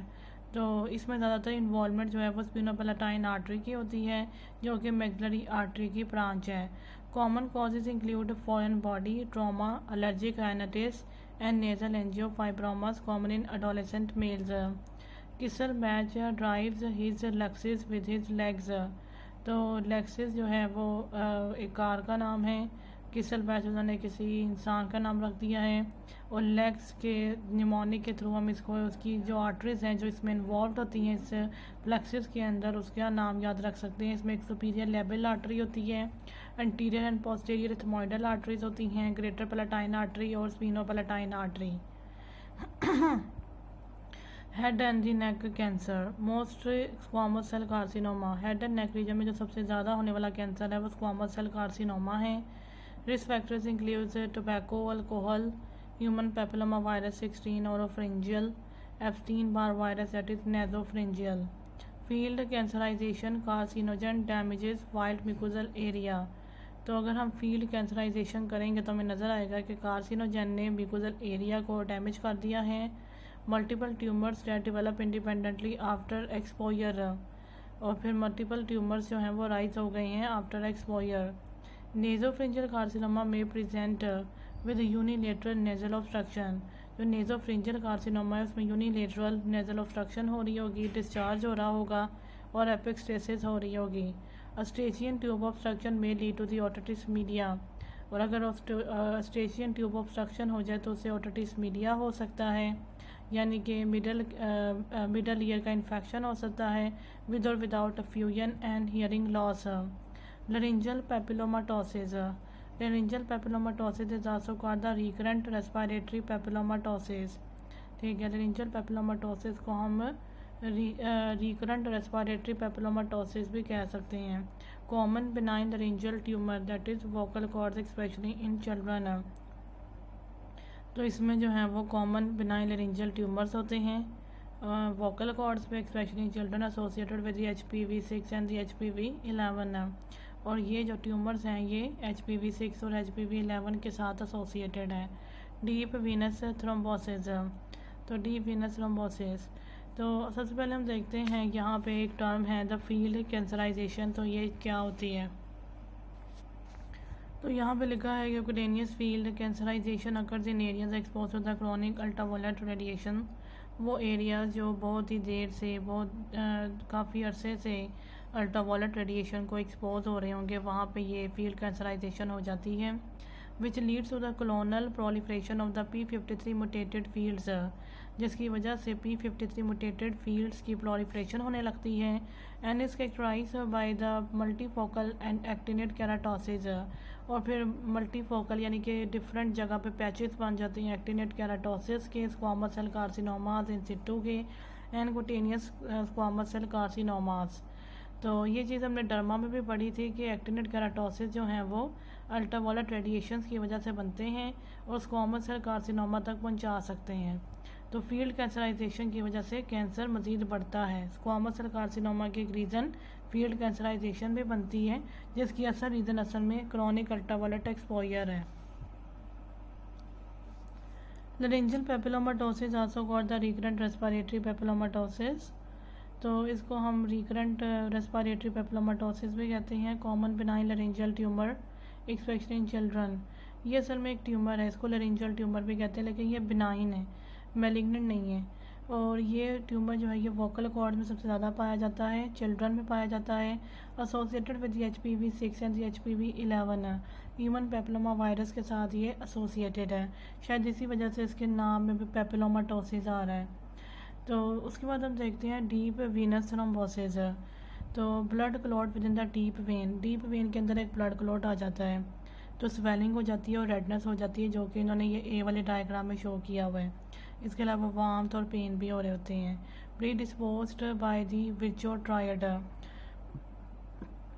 3 जो चीज़ें हैं वो इसके लिए रिस्पॉन्सिबल होती हैं, इस तक पहुंचा रही होती हैं। एक तो स्ट्रेसेस है, स्ट्रेसेस जैसे पोस्ट ऑपरेटिव या फिर लॉन्ग ड्राइव या फ्लाइट है, बहुत देर तक जो है वो एक ही पोजीशन पे रहने से इसकी जो रिस्क है वो इंक्रीज़ हो जाती है। जैसे पोस्ट ऑपरेटिवली जो है वो पेशेंट्स काफ़ी देर तक बेड पे पड़े रहते हैं, या फिर लॉन्ग ड्राइव या फिर फ्लाइट। हाइपर कोगुलेबिलिटी, कोई ऐसी चीज़ जिसमें हमारी बॉडी में पहले ही कोगुलेशन बहुत ज़्यादा हो रही हो। Defect in the coagulation cascade proteins such as the factor 5 Leiden, oral contraceptive use and pregnancy, इन सब चीज़ों में पहले ही बॉडी में हाइपर कोगुलेशन हुई होती है। एंडोथीलियल डैमेज, ठीक है, expose collagen triggers clotting cascade, क्योंकि जब भी एंडोथीलियल डैमेज होगा तो कोलेजन एक्सपोज हो जाएगा, और एक्सपोज कोलेजन जो है वो क्लॉटिंग कैस्केड को स्टिमुलेट कर देता है। Most pulmonary emboli arise from the proximal deep veins of the lower extremity. अक्सर जो पल्मोनरी एम्बोलाई होते हैं वो भी proximal deep veins of the lower extremity से ही अराइज हो रहे होते हैं। इनमें जो आती हैं डीप वेन्स वो आइलियक है, फीमरल और पॉप्लिटियल वेन्स है। डी डाइमर टेस्ट में भी use clinically to rule out the deep venous thrombosis if disease probability is low और मॉडरेट।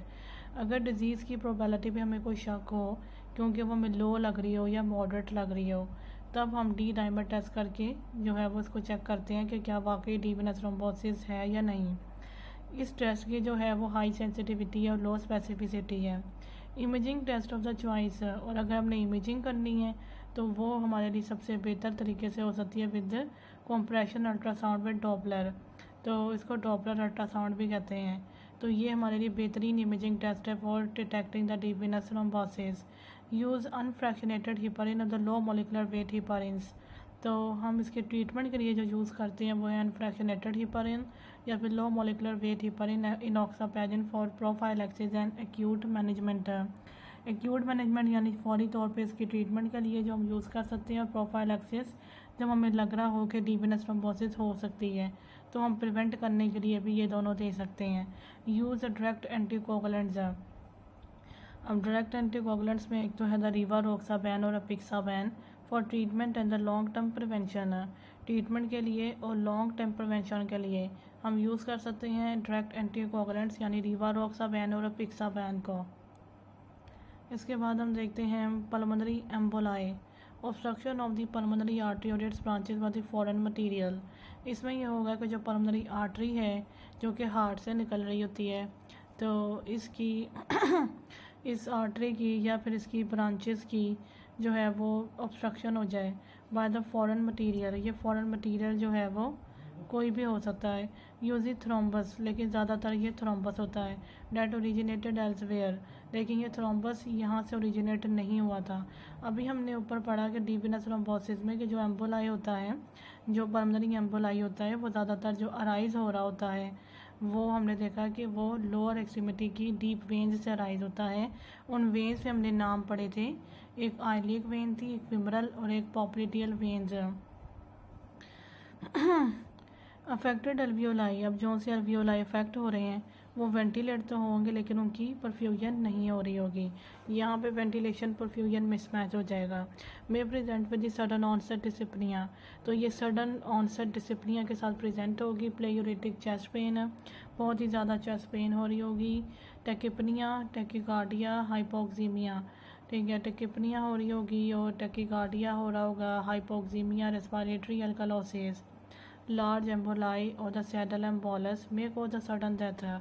अगर एम्बोलाई का साइज़ बहुत ही ज़्यादा है या फिर सैडल एम्बोलस है जो कि ए वाली डायग्राम में शो की हुई है, अगर इस किस्म की एम्बोलाई है, लार्ज साइज्ड है, तो ये वाली एम्बोलाई जो है वो सडन डेथ भी करवा सकती है due to the clot preventing blood from filling left ventricle, क्योंकि ये एक क्लॉट बना देगी जिसकी वजह से लेफ़्ट वेंट्रिकल की फिलिंग नहीं हो पा रही होगी, और इंक्रीज राइट वेंट्रिकुलर साइज़, और जिसकी वजह से राइट वेंट्रिकुलर का साइज़ इंक्रीज़ करता जाएगा, यानी लेफ़्ट वेंट्रिकुलर की फिलिंग नहीं हो पाएगी, राइट वेंट्रिकल का साइज़ इंक्रीज़ होने लगेगा, further compromising left ventricular filling, जिससे मज़ीद लेफ़्ट वेंट्रिकुलर फिलिंग कॉम्प्रोमाइज़ होने लगेगी। इसको हम ऑब्स्ट्रक्टिव शॉक भी कहते हैं। ठीक है, CT पल्मोनरी एंजियोग्राफी से imaging test of choice for the pulmonary embolism. इस तरह इसका जो टेस्ट है जो इसके लिए बेहतरीन इमेजिंग टेस्ट है वो है CT पल्मोनरी एंजियोग्राफी। ठीक है, तो look for the filling defects, इस टेस्ट में हम फिलिंग डिफेक्ट्स को भी देख सकते हैं। तो ये हमें बी वाली डायग्राम में जो शो किया हुआ ये एंजियोग्राफी है। अब यहाँ पे हम देख रहे हैं कि कुछ इन्होंने हमें एरियाज शो किए हुए जो ग्रे कलर के हैं। असल में इन एरियाज़ को ग्रे नहीं होना चाहिए था, तो यहाँ पे ये जो ग्रे एरियाज़ बने हुए हैं ये असल में अब नॉर्मली ग्रे एरियाज़ हैं। तो ये एरोज़ के ज़रिए यहाँ पे शो किए हुए हैं, तो ये इसका मतलब ये है कि यहाँ पे फिलिंग डिफेक्ट हुआ है।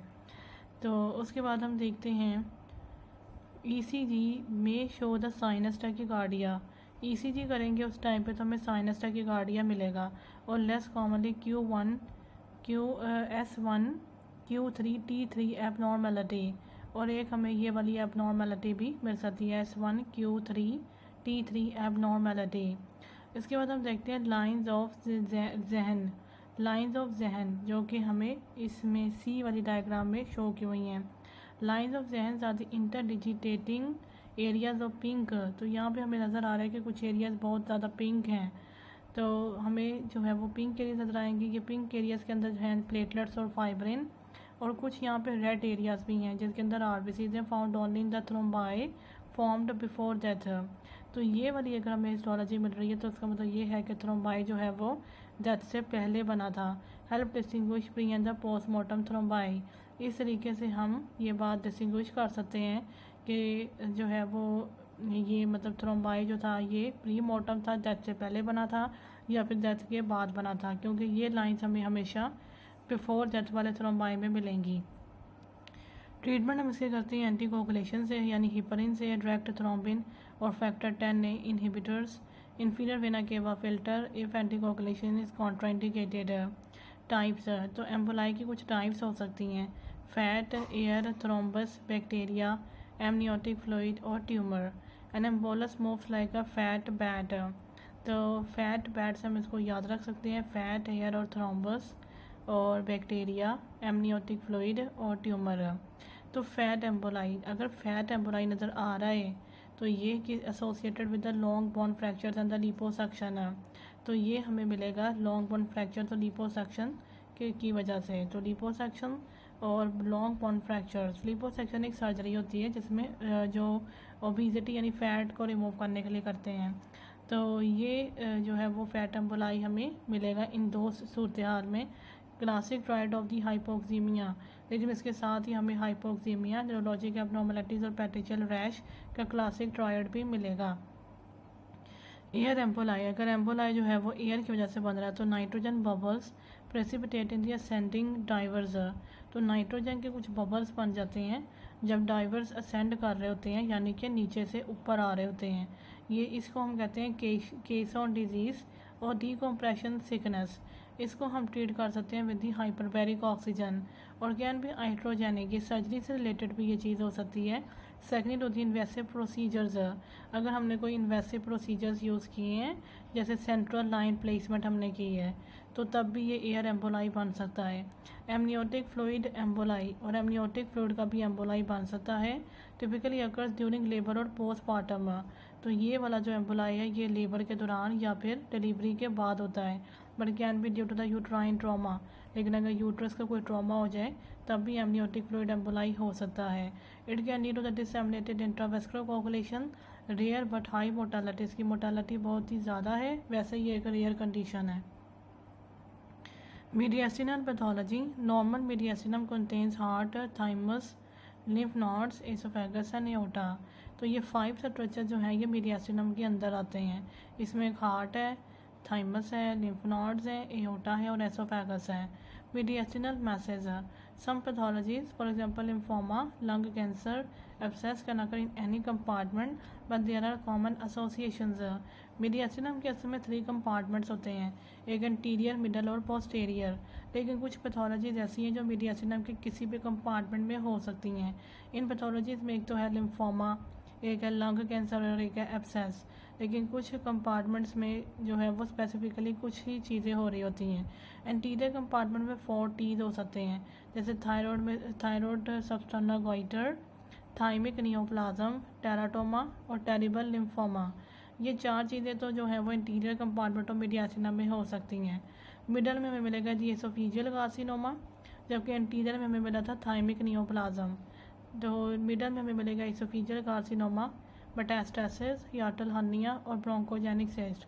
ये चीज़ भी एमसीक्यू से पूछी जा सकती है कि वो कौन सा मीडियास्टिनम कंपार्टमेंट है जहाँ पे मेटास्टेसिस हो रही होती है ज़्यादातर कैंसर्स की। तो मेटास्टेसिस ज़्यादातर मिडल कंपार्टमेंट ऑफ मीडियास्टिनम में होती है, यार्टल हर्निया भी इसमें हो रही है और ब्रोंकोजेनिक सिस्ट भी। तो उसके बाद हमने देखा पोस्टेरियर में neurogenic tumour, for example neurofibroma और मल्टीपल माइलोमा, तो न्यूरोजेनिक ट्यूमर है इसमें और एक मल्टीपल माइलोमा। मीडियास्टिनाइटिस, नाम से पता चल रहा है कि ये मीडियास्टिनल टिश्यूज़ की इन्फ्लामेशन है, commonly due to the post operative complications of the cardiothoracic procedures. अगर कोई कार्डियोथोरैसिक प्रोसीजर्स किए गए हैं तो उनकी पोस्ट ऑपरेटिव कॉम्प्लिकेशन के तौर पे मीडियास्टिनाइटिस हो सकती है, ठीक है, with in less than 14 days, 14 days के अंदर अंदर होगी। एसोफेजियल परफोरेशन, और अगर कोई एसोफेजियल परफोरेशन की गई है या फिर contiguous spread of the odontogenic and the retropharyngeal infection, तो इसकी जो कॉम्प्लिकेशंस जो इसका कॉज बनती हैं वो एक तो है द कार्डियोथोरैसिक प्रोसीजर्स, यानी कोई ना कोई सर्जरी की गई हो जिसमें कार्डियोथोरैसिक प्रोसीजर्स इन्वॉल्व हों, तो ये चीज़ लेस देन 14 डेज़ के अंदर हो रही है। एसोफेजियल परफोरेशन किसी वजह से एसोफेगस की परफोरेशन हो गई हो या फिर स्प्रेड ऑफ इन्फेक्शन हो रहा हो और वो इन्फेक्शन ओडोंटोजेनिक या फिर रेट्रोफ्रिंजियल इन्फेक्शन हो। Chronic mediastinitis, the chronic mediastinitis is also called the fibrosing mediastinitis, ठीक है, क्रोनिक मीडियास्टिनाइटिस को हम फाइब्रोसिक मीडियास्टिनाइटिस भी कह सकते हैं। It is due to the increase proliferation of the connective tissue in the mediastinum, इसमें कनेक्टिव टिश्यू की जो अमाउंट है वो बहुत ही ज़्यादा हो जाती है within the mediastinum. Histoplasma capsulatum is a common cause, और हिस्टोप्लाज्मा कैप्सुलेटम इसका एक कॉमन कॉज है। क्लिनिकल फीचर्स में है fever, tachycardia, leukocytosis, chest pain and the sternal wound drainage. तो क्लिनिकल फीचर्स इसके फीवर है, टैकीकार्डिया है, ल्यूकोसाइटोसिस है और चेस्ट पेन है, स्टर्नल वाउंड ड्रेनेज है।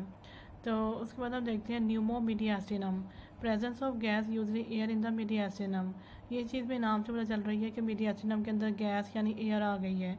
कैन इधर भी स्पॉन्टेनियस, ये खुद भी हो सकती है यानी due to the rupture of the pulmonary bulb और सेकेंडरी, ठीक है, यानी ट्रॉमा या फिर सर्जरी से रेलिवेंट या फिर बोयर हाफ सिंड्रोम जिसमें बहुत ही ज़्यादा प्रोजेक्टाइल और रिकरेंट वॉमिटिंग हो रही होती है।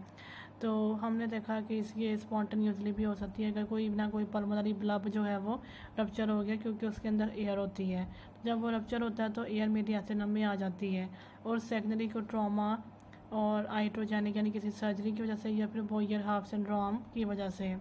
Ruptured alveoli allow tracking of the air into the mediastinum via peribronchial and the perivascular sheaths. तो ये चीज़ जो है ये रप्चर्ड एल्वियोलाई की वजह से भी हो सकती है। अगर एल्वियोलाई रप्चर हो जाए तो उसमें से एयर निकल के मीडियास्टिनम में आ जाएगी, लेकिन उस एयर की हम ट्रैकिंग कर सकते हैं यानी कि हमें बहुत ही क्लियरली नज़र आ रही होगी, क्योंकि इसके अंदर पेरीब्रोंकियल और पेरीवेस्कुलर शीट्स होती हैं।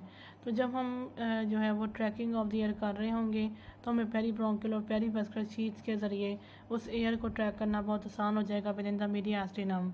क्लिनिकल फीचर्स इसके हैं chest pain, dyspnoea, voice change, subcutaneous emphysema और पॉजिटिव हैमैन साइन यानी crepitus on the cardiac auscultation. जब हम कार्डिक अस्कल्टेशन करेंगे तो हमें क्रेपिटस सुनाई देगी, इसको हम कहते हैं हैमैन साइन, जो कि हमें न्यूमोमीडियास्टिनम में मिलता है। इसके बाद हम देखते हैं फ्लो वॉल्यूम लूप्स। तो फ्लो वॉल्यूम सबसे पहले हम देखेंगे पैरामीटर्स। इसके पैरामीटर्स में एक तो है रेजिजुअल वॉल्यूम, फिर फंक्शनल रेजिजुअल कैपेसिटी, फिर टोटल लंग कैपेसिटी, फिर फोर्स्ड एक्सपायरेटरी वॉल्यूम और फिर उसके बाद है द फंक्शनल वाइटल कैपेसिटी। तो फिर उसके बाद FEV और FVC का रेशो। तो ये FVC को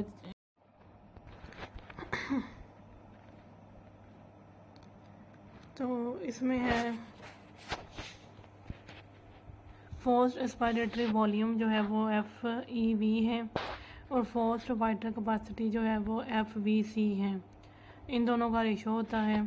तो ये सारे जो हैं ये फ्लो वॉल्यूम पैरामीटर्स हैं। तो यहाँ पे ऑब्स्ट्रक्टिव लंग डिजीज़ दी हुई हैं और रिस्ट्रिक्टिव लंग डिजीज़ दी हुई हैं। सबसे पहले यहाँ पे रेजिजुअल वॉल्यूम है। रेजिजुअल वॉल्यूम जो है वो ऑब्स्ट्रक्टिव लंग डिजीज़ में इंक्रीज़ हो रहा है, जबकि रिस्ट्रिक्टिव में डिक्रीज़ हो रहा है। उसके बाद यहाँ पे फंक्शनल रेजिजुअल कैपेसिटी है, ये भी यहाँ पे इंक्रीज़ हो रही है और रिस्ट्रिक्टिव लंग डिजीज़ में ये डिक्रीज़ हो रही है। टोटल लंग कैपेसिटी है, ये भी ऑब्स्ट्रक्टिव लंग डिजीज़ में इंक्रीज़ हो रही है, जबकि रिस्ट्रिक्टिव लंग डिजीज़ में डिक्रीज़ हो रही है। इसके बाद यहाँ पे फोर्स एक्सपायरेटरी वॉल्यूम है, यानी कि वो वॉल्यूम ऑफ एयर है जो फोर्स एक्सपायरेशन से जो है वो जब हम फोर्स एक्सपायरेशन करेंगे तो वो वॉल्यूम जो हमारे लंग्स से जो है वो एक्सपायर होगा। तो ये भी ऑब्स्ट्रक्टिव लंग डिजीज़ में डिक्रीज़ हो रहा है। ऑब्स्ट्रक्टिव लंग डिजीज़ में ये F वाली चीज़ें जो हैं ये डिक्रीज़ होंगी, जैसे FEV1 डिक्रीज़ हो रहा है, FVC इसमें डिक्रीज़ हो रहा है और रेशो भी इसमें डिक्रीज़ हो रहा है। रिस्ट्रिक्टिव लंग डिजीज़ में सब कुछ ही डिक्रीज़ हो रहा है, लेकिन जो रेशो है वो नॉर्मल है या फिर इंक्रीज़ हो रहा है। ऑब्स्ट्रक्टिव लंग डिजीज़ में वो जो रेशो है वो डिक्रीज़ होता है। FEV1 decrease more than the FVC, क्योंकि इसमें जो FEV1 है वो डिक्रीज़ होगा मोर देन दी FVC। और रिस्ट्रिक्टिव लंग डिजीज़ में जो है वो FEV1 जो है वो decreases proportionately to the FVC, यानी दोनों ही दूसरे के प्रोपोर्शनेटली डिक्रीज़ होंगे, जिसकी वजह से इनका रेशो जो है वो नॉर्मल भी रह सकता है in the restrictive lung disease या फिर इंक्रीज़ होगा। तो यहाँ पे अब फ्लो वॉल्यूम लूप दिया हुआ है, ये नॉर्मली शो किया हुआ है। ऊपर हमें दी हुई है एक्सपायरेशन और नीचे जो है वो इंस्पायरेशन है, और दरमियान वाली जो लाइन है उसमें फ़्लो यानी वॉल्यूम शो किया हुआ है। तो सबसे पहले नॉर्मल में देखते हैं। तो यहाँ पे जो इंस्पायरेशन है जो नॉर्मली 8 तक जा रही है इंस्पायरेशन, और जौन सी हमारे पास नहीं जो एक्सपायरेशन है वो नॉर्मली 8 तक जा रही है, जबकि जो इंस्पायरेशन है वो नॉर्मली 4 तक जा रही है, 4 से थोड़ी सी ज़्यादा आगे तक जा रही है। और वॉल्यूम में देखें तो इसका वॉल्यूम जो है वो 2 के करीब से स्टार्ट हो रहा है और 6 तक जा रहा है।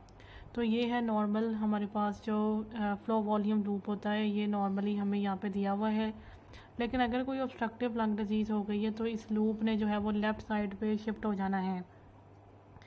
जब ये लेफ़्ट साइड पे शिफ्ट हो जाएगा तो फिर ये 4 से थोड़ा सा पीछे से स्टार्ट होगा और 8 के आगे तक जाके ये एंड अप होगा इसका वॉल्यूम।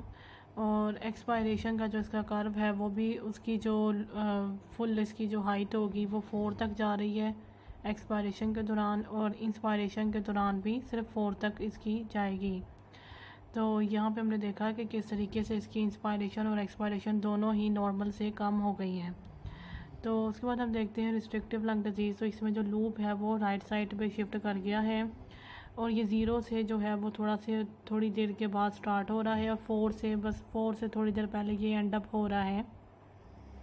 तो यहाँ पे हमने देखा कि जो इसका लूप है वो राइट साइड पे शिफ्ट कर गया है और इसकी जो एक्सपायरेशन है वो 4 से थोड़ी सी बस ऊपर जा रही है, जबकि जो इसकी जो इंस्पायरेशन है वो 4 से भी बहुत कम हो गई है, तो 4 से भी कम हो गई है। तो यहाँ पे हमने ये चीज़ नोट की, रिस्ट्रिक्टिव लंग डिजीज़ का जो कर्व है वो हमने यहाँ पे नोट कर लिया। अब हम पहले पढ़ेंगे ऑब्स्ट्रक्टिव लंग डिजीज़ को। तो ऑब्स्ट्रक्टिव लंग डिजीज़ में जो है वो obstruction of the air flow हो रही होती है, यानी एयर जो है वो ठीक से फ़्लो नहीं कर पा रही क्योंकि ऑब्स्ट्रक्टिव लंग डिजीज़ है। तो इसमें एयर फ्लो के ऑब्स्ट्रक्शन की वजह से फंक्शनल रेजिजुअल कैपेसिटी इंक्रीज़ हो रही है, रेजिजुअल वॉल्यूम इंक्रीज़ हो रहा है और टोटल लंग कैपेसिटी इंक्रीज़ हो रही है। ये सब चीज़ें वो हैं जो एयर की ट्रैपिंग की वजह से इंक्रीज़ होती हैं। इसीलिए अब आगे एयर ट्रैपिंग इन दी लंग्स हो रही है with the pre mature airway clear at the high lung volumes, क्योंकि इसमें एयर ट्रैपिंग हो रही होती है। इस वजह से इसमें लंग वॉल्यूम्स जो हैं वो हाई हो जाते हैं। लंग वॉल्यूम्स के हाई होने की वजह से यहाँ पे FeV1 डिक्रीज़ हो जाएगा, FVC डिक्रीज़ होगा और FeV1 ओवर FVC रेशो भी डिक्रीज़ होगा। It leads to the ventilation perfusion mismatch, इसमें वेंटिलेशन परफ्यूजन मिसमैच भी हो रहा होगा। अब इसकी टाइप्स देख लेते हैं, जो डिजीज़ इसके अंदर ऑब्स्ट्रक्टिव लंग डिजीज़ की टाइप्स में आती हैं। उनमें सबसे पहले तो आता है एम्फीसमा। एम्फीसमा में जो अल्वियोलाई हैं वो नॉर्मली में शो किए हुए हैं, लेकिन अगर सेंट्री एसिनाल एम्फीसमा हो जाए तो इसके जो डिस्टल अल्वियोलाई हैं उनकी ये इन्वॉल्वमेंट हुई होती है, और अगर पैन एसिनाल हो जाए तो सारे के सारे अल्वियोलाई इन्वॉल्व हुए हुए हैं। इसकी प्रेजेंटेशन होती है with the barrel shaped chest की जो शेप है वो बैरल जैसी हो जाती है। एस्पायरेशन इसमें प्रोलॉन्ग्ड है और थ्रू दी पर्स लिप्स है, ठीक है, यानी कि नाक के थ्रू इसमें एक्सपायरेशन नहीं हो रही होती बल्कि पर्स लिप्स के थ्रू हो रही होती है। Increases airway pressure and prevents airway collapse, और ये जो पर्स लिप्स होते हैं इसकी वजह से एयरवे प्रेशर इंक्रीज रहता है और एयरवे कोलैप्स नहीं हो पाता। सेंट्री एसिनार अफेक्ट्स करता है रेस्पिरेटरी ब्रोंकियोल्स को while sparing the distal alveoli. तो सेंट्री एसिनार ने रेस्पिरेटरी ब्रोंकियोल्स को अफेक्ट करना है, जबकि डिस्टल एल्वियोलाई को स्पेयर कर देना है। तो हमने ये चीज़ यहाँ पे सेंट्री एसिनार में वैसे भी देख ली कि किस तरह से रेस्पिरेटरी ब्रोंकियोल्स इन्वॉल्व हो रहे हैं, जबकि एल्वियोलाई जो हैं वो डिस्टल एल्वियोलाई जो हैं वो बिल्कुल स्पेयर्ड हैं, उनको कोई इफेक्ट नहीं आ रहा। Associated with the tobacco smoking, तो frequently seen in the upper lobes, ये हमें अपर लॉब्स में ज़्यादा देखने को मिलती है। Pan acinar affects respiratory bronchioles and alveoli, जबकि पैन एसिनार ने ब्रोंकियोल्स को और एल्वियोलाई दोनों को ही अफेक्ट कर देना है। Associated with the अल्फा-1 antitrypsin deficiency, और इसमें अल्फा-1 एंटीट्रिप्सिन डेफिशिएंसी के साथ एसोसिएटेड है, जबकि सेंट्री एसिनार में टोबैको स्मोकिंग के साथ एसोसिएशन हो रही थी और इसमें अल्फा-1 एंटीट्रिप्सिन के साथ एसोसिएशन होती है। Frequently in the lower lobes, और ये लोअर लॉब्स में ज़्यादा देखी गई है। Enlargement of the air spaces की इनलार्जमेंट हो जाएगी।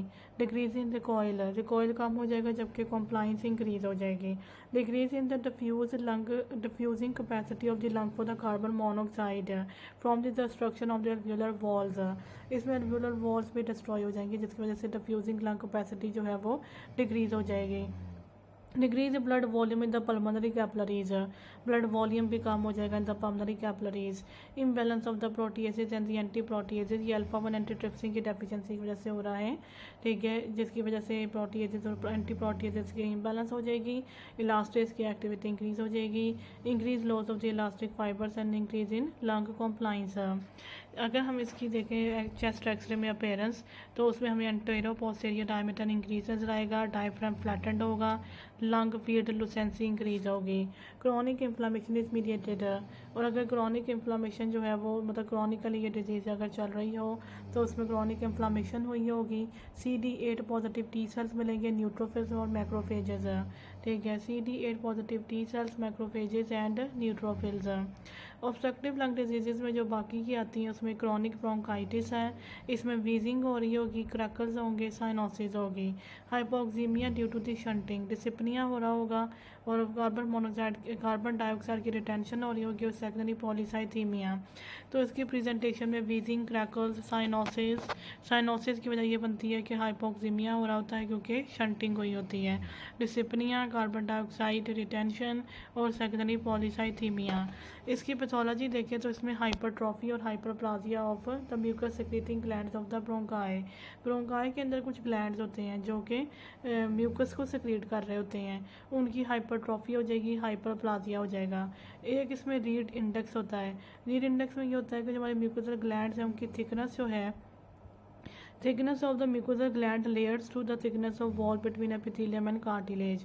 तो इसमें जो thickness of the mucosal gland layer है, ठीक है, उसको कंपेयर किया हुआ है to the thickness of the wall between the epithelium and cartilage. ये रेट इंडेक्स भी इसमें इंक्रीज हो जाएगा, ग्रेटर देन 50% हो जाएगा। अब इसका डायग्नोस्टिक क्राइटेरिया क्या है, तो इसमें प्रोडक्टिव कफ हो रहा होगा for more than 3 months in a year, एक साल के अंदर 3 महीनों से ज़्यादातर या 3 महीनों के बराबर तक प्रोडक्टिव कफ हो रहा होगा for more than 2 consecutive years, और ये चीज़ लगातार 2 सालों में मिलेगी। DLCO में भी नॉर्मल, लेकिन इसमें डिफ्यूजिंग लंग कैपेसिटी जो है वो नॉर्मल रहेगी। जिसके बाद हम देखते हैं एस्थमा, इसमें asymptomatic baseline with the intermittent episodes. तो इसमें जो है वो बेसलाइन जो है ना वो एसिम्टोमेटिक रहेगी, यानी पेशेंट जो है वो अपनी नॉर्मल कंडीशन तक पहुंचता रहा करेगा, यानी कि ये नहीं कि हर वक्त उसे बीमारी ही रहे, वो नॉर्मल भी होता रहेगा, लेकिन उसको इंटरमिटेंट एपिसोड्स हो रहे होंगे कफिंग के, वीजिंग के, टेकिपनिया, डिसिपनिया और हाइपोक्सीमिया के। Decrease in inspiratory and expiratory ratio, mucus plugging हो रही होगी। सीवर अटैक्स में lead to the pulsus paradoxus, अगर सीवर अटैक्स हो जाएंगे तो पल्सस पैराडॉक्सिस हो जाएगी। ट्रिगर जो है वो इसमें URIs हैं, ठीक है, और एलर्जेंस और स्ट्रेस, वायरल URIs। ठीक है, तो इसमें हम पहले तो ये देखते हैं कि ये पल्सस पैराडॉक्सिस क्या होता है। तो यहाँ पे लिखा है कि exaggerated drop in the systemic blood pressure during inspiration के दौरान अगर हम देखें कि सिस्टेमिक ब्लड प्रेशर डिक्रीज़ कर गया है तो इसको हम कहते हैं पल्सस पैराडॉक्सिस। तो ये चीज़ हमें मिलेगी सीवर एस्थमा में कि हमारा जो इंस्पायरेशन है उसके दौरान भी हमारा सिस्टेमिक ब्लड प्रेशर एकदम से डिक्रीज़ कर जाएगा, तो इस चीज़ को हम कहते हैं पल्सस पैराडॉक्सिस। इसके बाद हम देखते हैं इसके ट्रिगर्स, उसमें वायरल URIs यानी अपर रेस्पिरेटरी ट्रैक्ट इन्फेक्शन हो रहे होंगे, वायरल एलर्जेंस और स्ट्रेस। तो इसके बाद हम देखते हैं इसकी पैथोलॉजी, तो इसमें यह है कि ब्रोंकाई जो है वो हाइपर रिस्पॉन्सिव हो जाएंगे, जिसकी वजह से रिवर्सिबल ब्रोंको कंस्ट्रिक्शन हो रही होगी, स्मूथ मसल हाइपरट्रोफिन हाइपरप्लाजिया हो रहा होगा, और कर्चमैन स्पायरल्स इसमें बनते हैं। तो जो कर्चमैन स्पायरल्स हैं shed epithelium forms whorled mucus plugs. Curschmann spirals क्यों बनते हैं, क्योंकि जो एपिथेलियम है जो शेड हो जाती है वो वॉलिड किस्म की कुछ म्यूकस प्लग्स बना देती है। एंड चारकॉट लीडन क्रिस्टल्स, कुछ क्रिस्टल्स हमें इसमें मिलेंगे जो कि योसिनोफिलिक होंगे, यानी बिल्कुल पिंक नज़र आएंगे, हेक्सागोनल उनकी शेप होगी। Double pointed crystals formed from the breakdown of eosinophils in sputum के अंदर जब योसिनोफिल्स का ब्रेकडाउन होगा तब ये बनते हैं। DLCO इसमें नॉर्मल होगी या फिर इंक्रीज होगी। टाइप 1 हाइपर सेंसिटिविटी रिएक्शन होता है।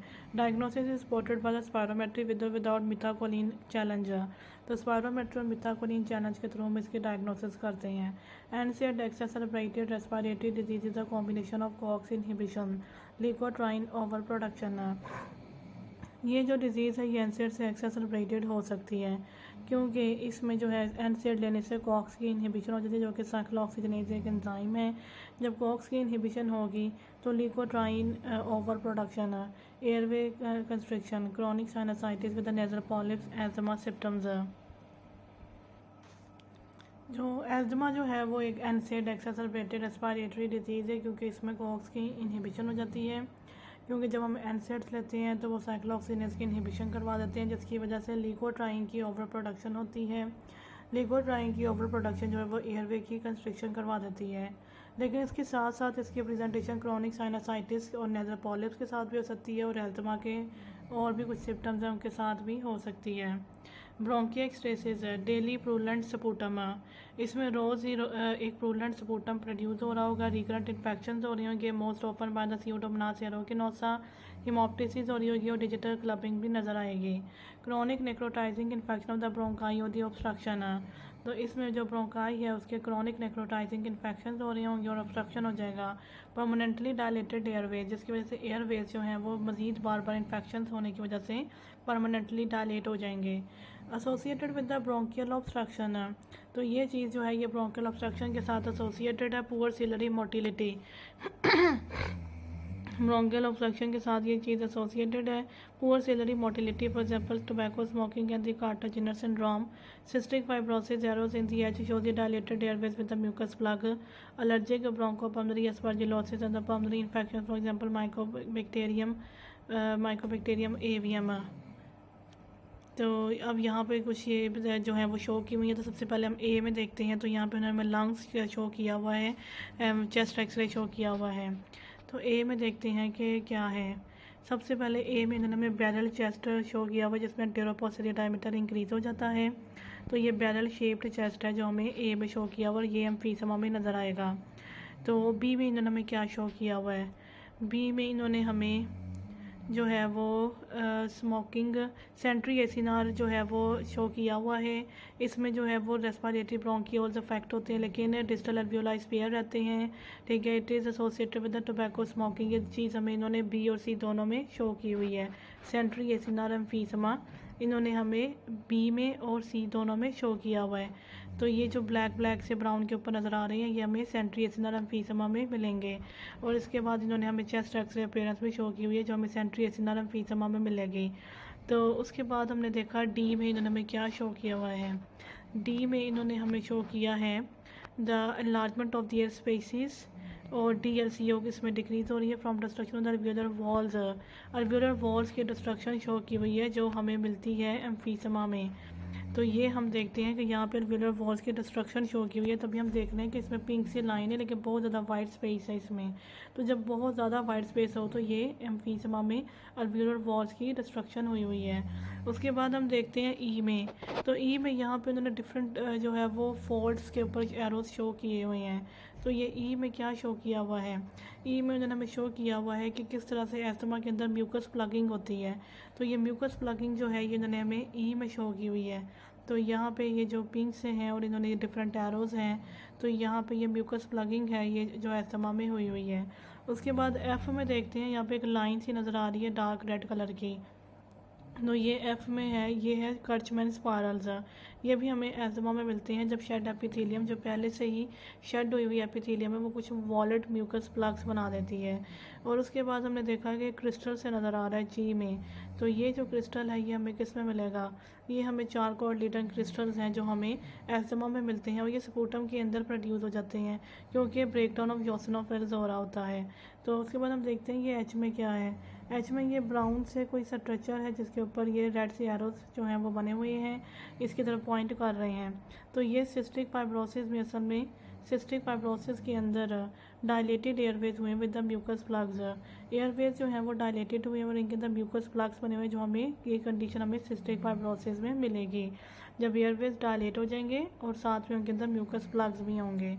अब हम देखते हैं restrictive lung diseases may lead to the decrease in lung volumes। अब obstructive lung diseases में lung volumes इंक्रीज हो रहे थे लेकिन restrictive lung diseases में lung volumes डिक्रीज होने हैं। इस वजह से इसमें जो फोर्स्ड वाइटल कैपेसिटी और टोटल लंग कैपेसिटी है वो भी डिक्रीज होनी है। पल्मोनरी फंक्शन टेस्ट जो है वो इसमें नॉर्मल होंगे या इसमें FEV1 और FVC रेशो इसमें इंक्रीज हो सकता है। ये हमने पहले भी पढ़ा था, ये फोर्स्ड रेस्पिरेटरी वॉल्यूम और फोर्स्ड वाइटल कैपेसिटी का रेशो है। Patient presents with short shallow breaths. इसमें शॉर्ट शैलो प्रेस होंगी। टाइप्स इसकी दो हैं, एक इसमें है Altered respiratory mechanics. Respiratory mechanics जो है वो अल्टर्ड हो गई हैं, एक्स्ट्रा पल्मोनरी कॉजेज बनते हैं इसके, और DLCO इसमें नॉर्मल होती है और ग्रेडियंट भी इसमें नॉर्मल होता है। इसमें एक्स्ट्रा पल्मोनरी कॉजेज है तो रेस्पिरेटरी मसल वीकनेस हो सकती है, जो कि पोलियो में, मियास्थेनिया ग्रेविस में, गुलेन बेरी सिंड्रोम में, ALS वगैरह में। उसके बाद आता है द चेस्ट वॉल एबनॉर्मेलिटीज, जो कि स्कोलियोसिस में और सीवर ओबेसिटी में। तो ये सब कॉजेज जो है ये एक्स्ट्रा पल्मोनरी हैं। तो इनमें डिफ्यूजिंग लंग कैपेसिटी नॉर्मल है और A ग्रेडियंट भी इसमें नॉर्मल है। डिफ्यूज पेरेंजाइमल लंग डिजीज़, अब ये वो डिजीज़ हैं जो लंग के पेरेंजाइमा को अफेक्ट करती हैं। Also called the interstitial lung disease, इनका जो कोज है वो पल्मोनरी होता है, यानी कि एक्स्ट्रा पल्मोनरी नहीं होता। अब इसमें DLCO भी डिक्रीज़ होगी और ग्रेडियंट इसमें इंक्रीज़ होगा। ठीक है, डिफ्यूजिंग लंग कैपेसिटी इसमें डिक्रीज़ होगी और ग्रेडियंट इसमें इंक्रीज़ होगा। अब इसमें जो डिजीज़ आती हैं उसमें तो न्यूमोकोनियोसिस है, कोल वर्कर्स न्यूमोकोनियोसिस, सिलिकोसिस और एस्बेस्टोसिस। ये उन लोगों में होती है जो इस डिफरेंट फील्ड्स में वर्क कर रहे होते हैं, तो वहाँ पे उन्हें कोल का एक्सपोजर या सिलिका का एक्सपोजर या फिर एस्बेस्टस का एक्सपोजर लगातार हो रहा होता है। तो सार्कोइडोसिस इसमें आती है, बायलेटरल हिलर लिम्फाडिनोपैथी और नॉन केशिएटिंग ग्रैनुलोमास इसमें बनते हैं, और एस इंक्रीज़ होता है इसमें, और कैल्शियम भी इसमें इंक्रीज़ होता है। तो इसमें हम देखेंगे कि ग्रैनुलोमास में मिलेंगे, और हीलर जो है उसकी लिम्फाडिनोपैथी हो रही होगी। तो आइडियोपैथिक पल्मोनरी फाइब्रोसिस इसमें आती है, ग्रैनुलोमाटोसिस विद पॉलीएंजाइटिस आती है, पल्मोनरी लैंगर-हांसेल हिस्ट्रियोसाइटोसिस यानी योसिनोफिलिक ग्रैनुलोमास बने होंगे। हाइपर सेंसिटिविटी न्यूमोनाइटिस भी इसमें आती है, ड्रग्स टॉक्सिसिटी इसमें आती है, bleomycin, busulfan, amiodarone, methotrexate, acute respiratory distress syndrome. Radiation induced lung injury associated with the pro inflammatory cytokine release. ठीक है, तो रेडिएशन इंड्यूस्ड लंग इंजरी में क्या होगा कि रेडिएशन की वजह से लंग की इंजरी हो रही होगी। It is associated with the pro inflammatory cytokine release, और ये चीज़ हमें इन्फ्लेमेशन करवाने वाली साइटोकाइंस के रिलीज़ के साथ एसोसिएटेड मिलेगी। उसमें एक TNF अल्फा है, इंटरल्यूकिन 1 है और इंटरल्यूकिन 6 है।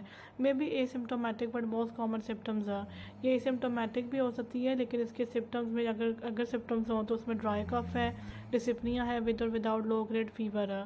Acute radiation pneumonitis develops within 3 to 12 weeks है। तो ये जो न्यूमोनाइटिस है ये रेडिएशन एक्सपोजर के 3 to 12 वीक्स के अंदर अंदर हो जाती है। रेडिएशन फाइब्रोसिस में डेवलप, उसके बाद इसमें फाइब्रोसिस हो रही होती है जो कि 6 to 12 मंथ्स के बाद होएगी। Idiopathic pulmonary fibrosis is the progressive fibrotic lung disease of the unknown etiology. इसमें आहिस्ता आहिस्ता लंग की फाइब्रोसिस हो रही होगी, लेकिन इसकी एटियोलॉजी जो है वो अननोन है। May involve multiple cycles of the lung injury, लेकिन इसकी रीज़न में ये होता है कि बार बार लंग इंजरी हो रही होती है, इन्फ्लेमेशन फाइब्रोसिस लगातार बार बार होने की वजह से इवेंचुअली ऐसा होता है कि प्रोग्रेसिव फाइब्रोटिक लंग डिजीज हो जाती है। Associated with the cigarette smoking, जो कि एक कॉन्टीन्यूस इरिटेंट है, एनवायरमेंटल पॉल्यूटेंट्स और जेनेटिक डिफेक्ट्स है। फाइंडिंग्स में progressive dyspnea, fatigued, non productive cough, crackles, clubbing. Imaging में हमें मिलेंगी पेरिफेरल रेटिकुलर ओपेसिटीज़। ठीक है, तो इसमें हमें कुछ डिफरेंट ओपेसिटीज़ मिलेंगी विद ट्रैक्शनल ब्रोंकी एक्सट्रेसिस, और साथ में हमें ब्रोंकी एक्सट्रेसिस मिलेगी। लेकिन अगर हमें हनी कम अपीयरेंस भी नज़र आने लग जाए तो उसका मतलब ये है कि डिजीज़ एडवांस्ड हो चुकी है। हिस्टोलॉजिक पैटर्न में हमें इंटरस्टिशियल निमोनिया की तरह का पैटर्न नज़र आएगा।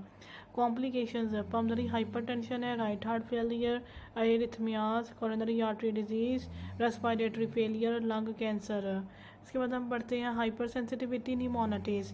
इसमें टाइप 3 और टाइप 4 की मिक्स हाइपर सेंसिटिविटी रिएक्शन होता है to the environmental antigens. Environmental antigens के अगेंस्ट हाइपर सेंसिटिविटी रिएक्शन होता है। इट इज़ ऑफर seen in the farmers and the bird fanciers. तो ये चीज़ हमें फार्मर्स और बर्ड फैंसियर्स में ज़्यादा मिलती है। एक्यूटली अगर हम देखें तो इसमें डिसिप्निया होगा, कफ होगा, चेस्ट टाइटनेस है, फीवर और headache. Offer self limited if stimulus is removed. अगर हम स्टिमुलस को रिमूव कर दें तो ये अपने आप ठीक हो जाएगी। Chronically leads to the irreversible fibrosis, लेकिन अगर हम इसको नहीं ट्रीट करेंगे तो ये क्रॉनिकली इरिवर्सिबल फाइब्रोसिस तक पहुंच जाएगी विद द नॉन केशिएटिंग ग्रैनुलोमास, और इसमें डिफरेंट नॉन केशिएटिंग ग्रैनुलोमास भी बन जाएंगे। अल्वियोलर सेप्टल थिकनिंग, और जो अल्वियोलाई के दरमियान सेप्टा होते हैं उनकी थिकनिंग हो जाएगी, और ट्रैक्शनल ब्रोंकी एक्सट्रेसिस हो जाएगी। तो यहाँ पे हमने जो है वो 700 पेज तक हमने यहाँ आज हमने इस वीडियो में कवर कर लिया है। अब हमने 701 पेज से स्टार्ट करना है, जो कि हम अगली वीडियो में डिस्कस करेंगे।